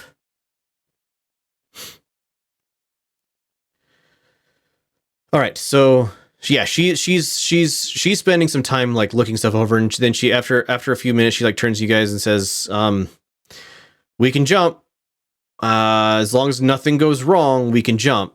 I see here that there is a drop ship attached to our drop collar, and there is about," and she lists a distance.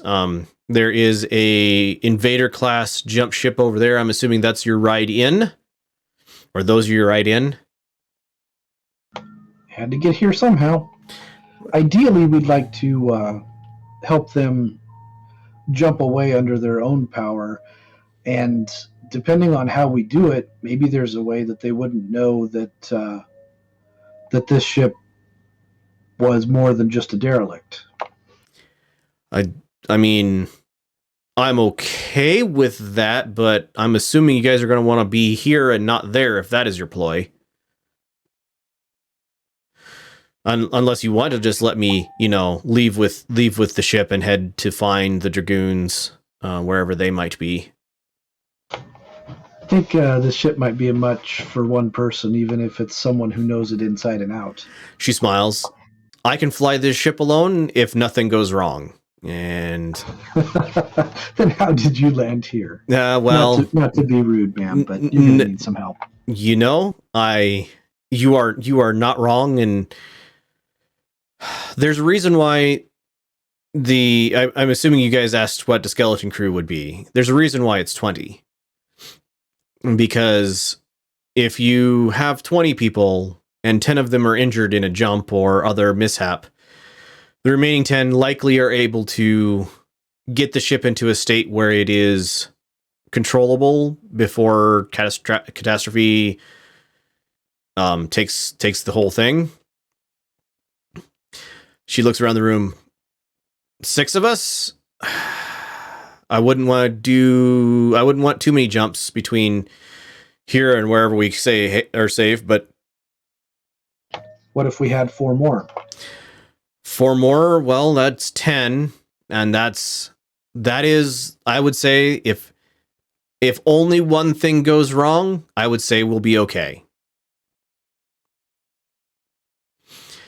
But you guys are... We can figure out how to get 10.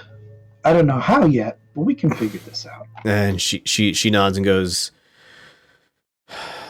moderately, you must be moderately friendly with the other ship, because they're not... I've heard you talking back and forth, but they're not too worried about you. Actually, we're under contract to them. Ah. I'm going to give her a little bit of background on the Thundering Einherjar. She raises an eyebrow and says, well, that's interesting, and sounds like... I tell you what, get me to a friendly system where we can park the Daedalus, and I can call up Jaime and have a conversation with him, and perhaps the Einherjar could become, official or unofficial, a member of the Dragoons. Sounds like they're a little short personneled in recent conflicts. Now that's an interesting idea. There is no way that Jaime lets you keep this ship unless it is crewed with Dragoons. Whether he lets you keep it either way, that is up to him. But I can't guarantee that he'd let you keep the ship. But get me and the Daedalus out of here, and I'm sure he would be grateful.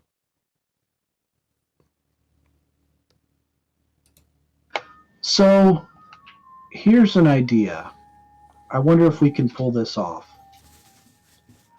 Do you suppose that we could send the mule back with the fuel that it needs, or with the, not fuel, but helium that it needs, and have this ship disappear while we're still on board fixing or quote-unquote salvaging it?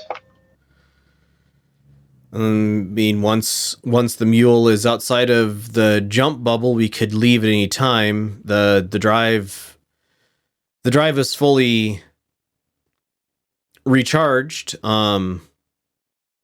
It might look like it was an accident, or it might look like it was on purpose. You may be consigning those people to their deaths. Yeah, that's the catch. We'd want to give them enough time to verify that they were going to be able to get out of here. How much helium did they need? Girl, do you remember? About 200 tons, give or take. She scrolls a little bit, goes, we have that in stores. We could transfer it over. Then it's just a matter of figuring out if the mule can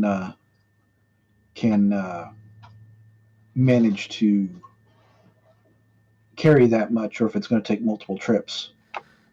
Mule class, you say? And she pumps up stats and says, unless it's like completely loaded down, shouldn't be a problem. We can transfer over the tanks.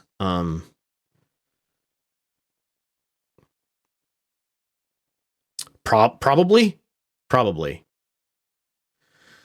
As long as their crew is knowing what they're doing, and they don't,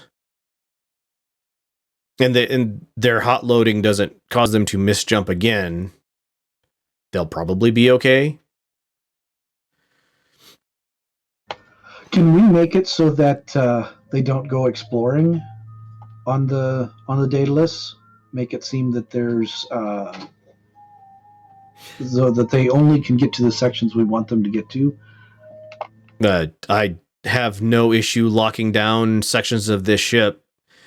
We could open up there's a cargo transfer bay between the Daedalus and docked dropship. So move everything into that bay, and then only let them in that bay and into the like back and forth there. It's gonna be some heavy lifting on this side to get everything into that bay. Well, heavy. It's gonna be some. She mutters to herself something about elementals, but says aloud. You said you have 3 more, with 10 of us, well, 9 of you. Probably could do it in a day. Get everything into the cargo bay to transfer. All right, I think we've got a plan. We just have to not let on that we know as much as we know. She nods. Well, I'm assuming you're not going to let them know I exist, so I will stay in here, and I have and she points off to one of the doors with a red light. I have my room over there, ready room. So I will get the ship ready to jump whenever you give me the word, and she taps some things and says, anybody have a data pad?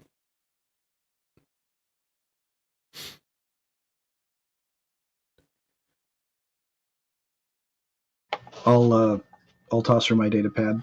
She catches it deftly and plugs it into the computer, and then she unplugs it and tosses it back and goes, that's the location of the helium you need, and the easiest path to get it to the cargo bay. I would suggest letting them know what's going to happen and then starting to move it immediately. The less time we spend here, the less our DNA becomes tatters. Amen to that. Yes, please. No more third arms for me.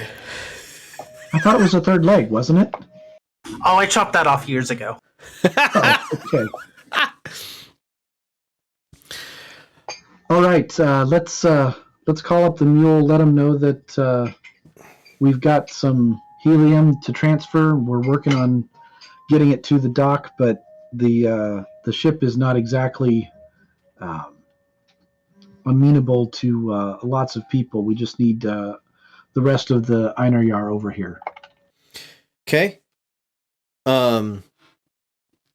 So give me a charisma plus talk, Caleb. All right.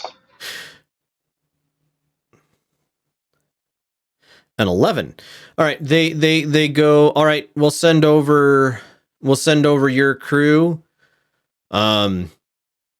in suits, and we'll prepare our side for the stuff. Good to hear you actually found what we need. Mule actual out. All right. I would like everybody to give me an exert plus your best physical stat. I want to see how you guys do at transferring the stuff.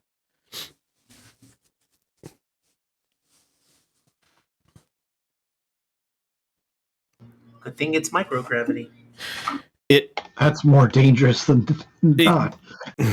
So we have dexterity. Strength, dex, or constitution. Correct. Strength, dex, or constitution.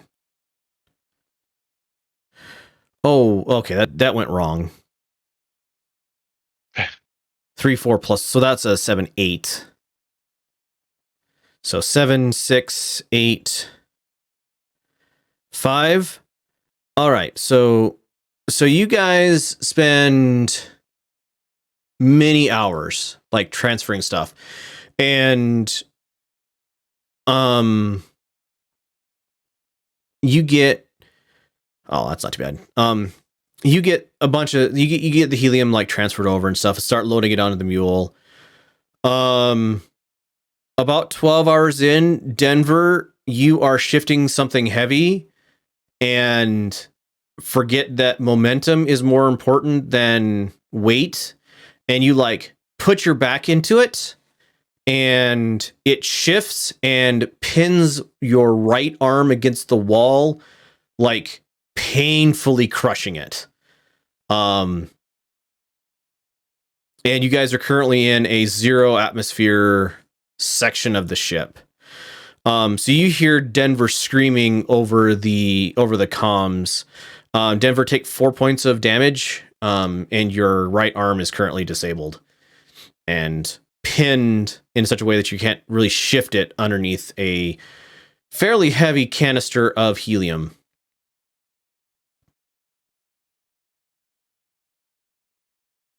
Guys, that's helium.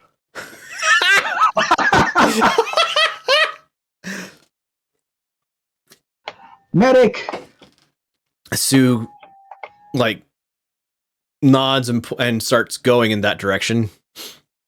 Geralt will go help pull the canister off of Denver at the appropriate time. Okay, Sue's like, okay, be careful how you shift this, because you shift it the wrong direction and he loses the arm from It's leaking. from the forearm down. So, all right, Geralt, you be there. Caleb, you there. Yvonne, you there. And 1, 2, 3, and you guys give me an exert plus strength, please.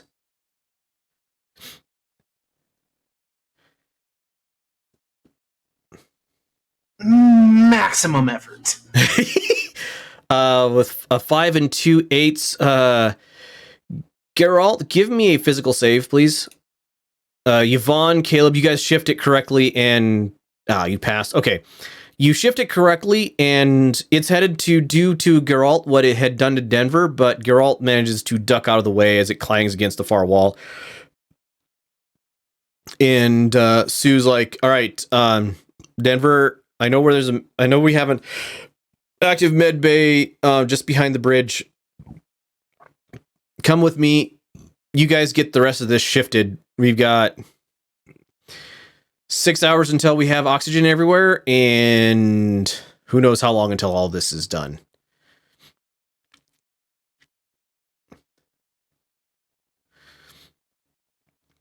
Working through the remainder of the evening, you guys get the last of the helium loaded into the mule. And the crew that's there, obviously the mule has been talking to the Schnecken. And the guy's like, "All right, well, if you get your crew back aboard, we'll go ahead and dust off, and this will probably, the captain thinks this will be enough to get us out of here." Mule, this is Caleb.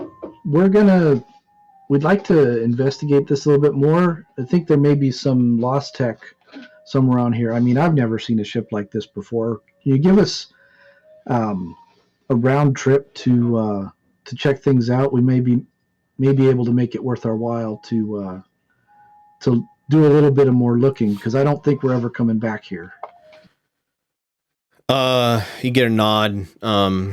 All right, if that's your desire, I mean, it's your funeral if something goes wrong and we're not attached. Either way, we will be back in 6 hours. If you really are willing for us to go, but we need to get this back to the ship. We need to get out of here as quickly as we can. I think it's worth the time.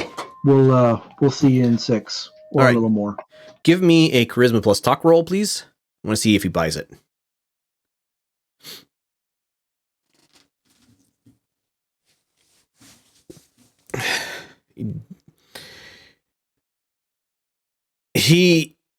I'll give him give him a versus roll. He's like, are you sure we can stay attached? Like, maybe a couple hours? How long do you guys want? You said it's pretty rough over there. Well, we need to do some digging in the computer, but I want to have people on hand to move things to the cargo bay if we do find something. Oh, Given okay. how long this took, if we do find something significant, we can start moving it while you guys are traveling back and forth. It'll save us a lot of time in the long run. Give me one more roll at a +1.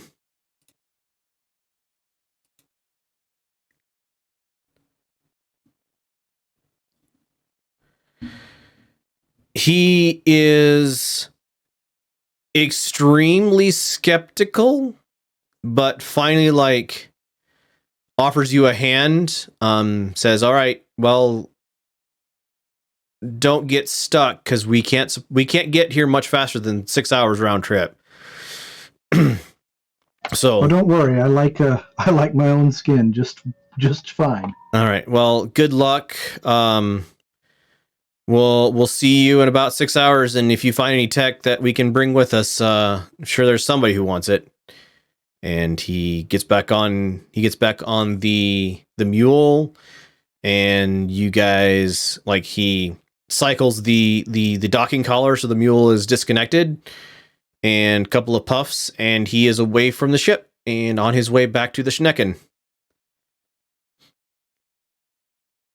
I have a question as a player. Yes. What planet were we headed to for the contract? You were headed to Rosselhag. Oh, Rosselhag. Okay.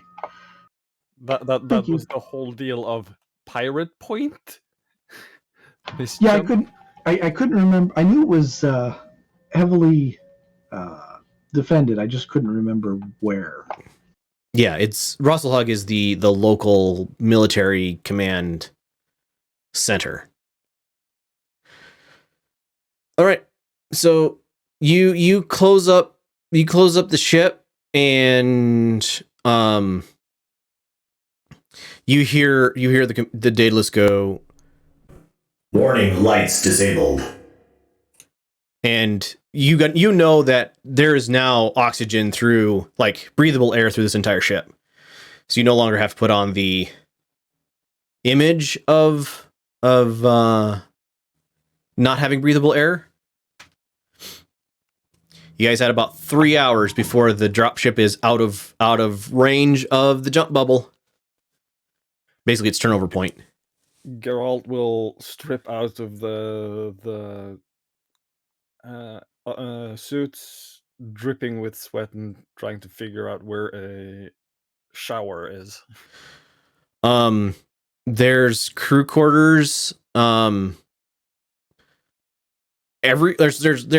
crew quarters throughout this entire ship. They have a crew of 256, and that doesn't include the marine company that, would normally be aboard, or the mech warrior company that would be on the Icarus, or there are literal hundreds of rooms, but the showers are disabled while there's zero gravity.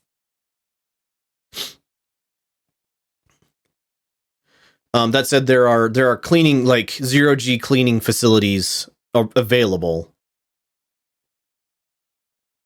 Point of clarification. I Yes. assume it's an hour and a half to where they flip? Right, hour and a half. Sorry, correct. 3 hours out, so an hour and a half out to the basically the edge of the jump bubble, to where they're definitely safe. Their maximum burn is about 2 Gs, so you might want to give them some extra leeway just in case they see the ship doing stuff and decide to try to make it back. Oh, I have an idea how to keep them from wanting to make too much quick progress back. Okay. So anybody else doing anything for the next hour and a half, 2 hours?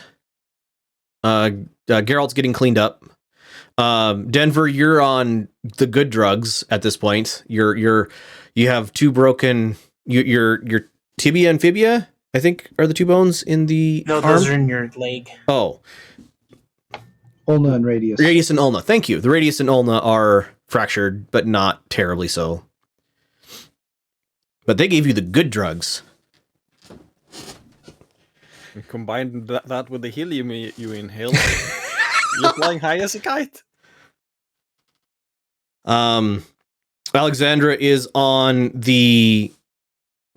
in the command, the bridge, looking pensive is not exactly the right term, but definitely anxious.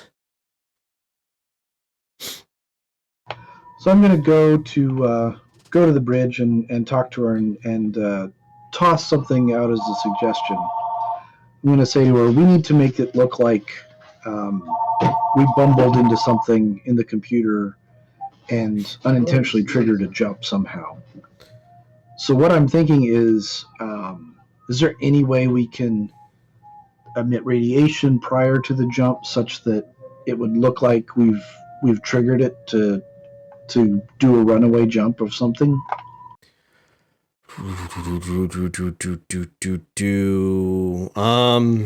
We have to fold up the sail, but we can probably do that without their noticing if we do it careful. I mean, we could light the main drive to max, and I'm assuming you guys don't have many warships. Talking to Yvonne these past few hours, I feel like the Dragoons may have been better had we not let you guys know that warships existed. But I'm assuming they aren't expecting a probably. What is the maximum? Hold on. What is the maximum burn on this guy? I'm gonna say 2G. 1.5. Where it says 1.5 on Sarna. Oh, okay. So I wouldn't. I'm assuming they aren't going to expect any jump ship to accelerate at 1.5 Gs. So I say accelerate 1.5 Gs for 30 seconds, cut the engines, and then jump. If you send the right message, that might be enough convincing.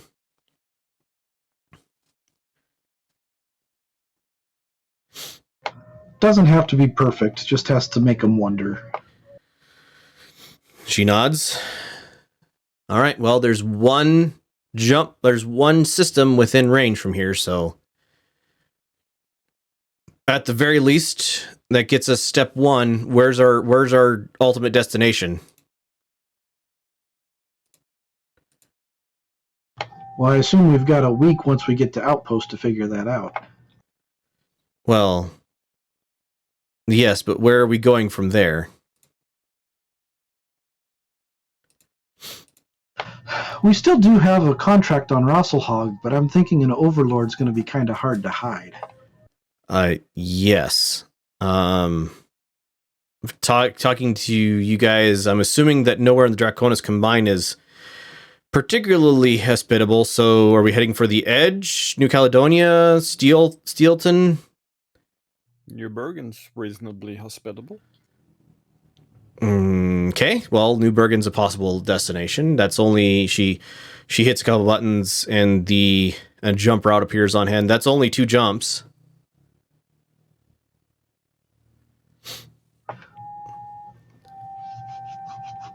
It's a good possibility. New Bergen's hospitable, but there's the issue of quarter dozen jump ships in orbit. Oh, which jump point are they at? And Nadir, I thought. Yeah, Geralt will ramble off the correct jump point for them. Right. She nods. All right. Unless you guys have an argument, we'll head for the Zenith jump point in New Bergen. Hold on. Do we know where the Dragoons are now? If we're going to end up with the Dragoons anyway, maybe it makes more sense to pick up something that will let us finish our Rosselhog contract.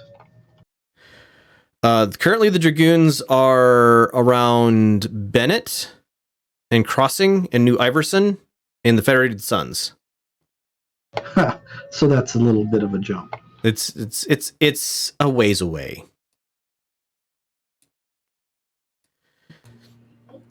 But my second favorite person's on New Bergen, so I'm down. All right, I think New Bergen's as good as it's going to get. All right.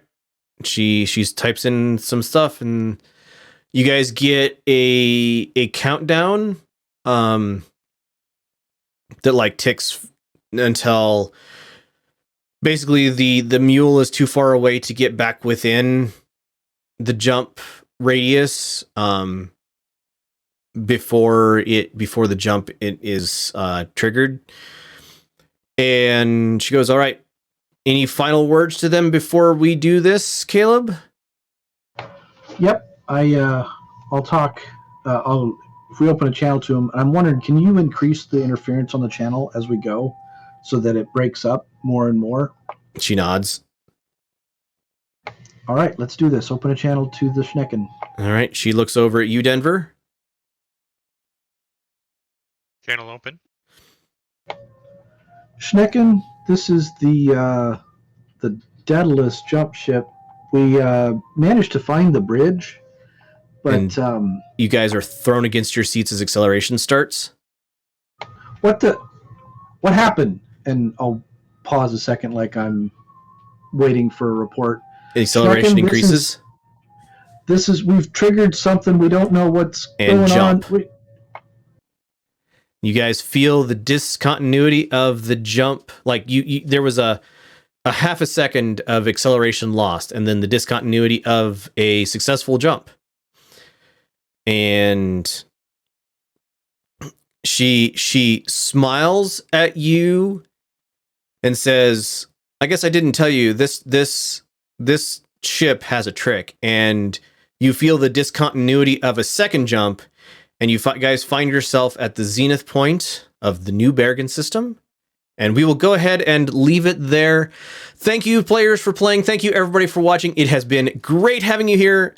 It's been lovely. We'll be back again in 2 weeks for more Thundering Einherjar. I hope to see you all then. Thanks, everybody, for watching.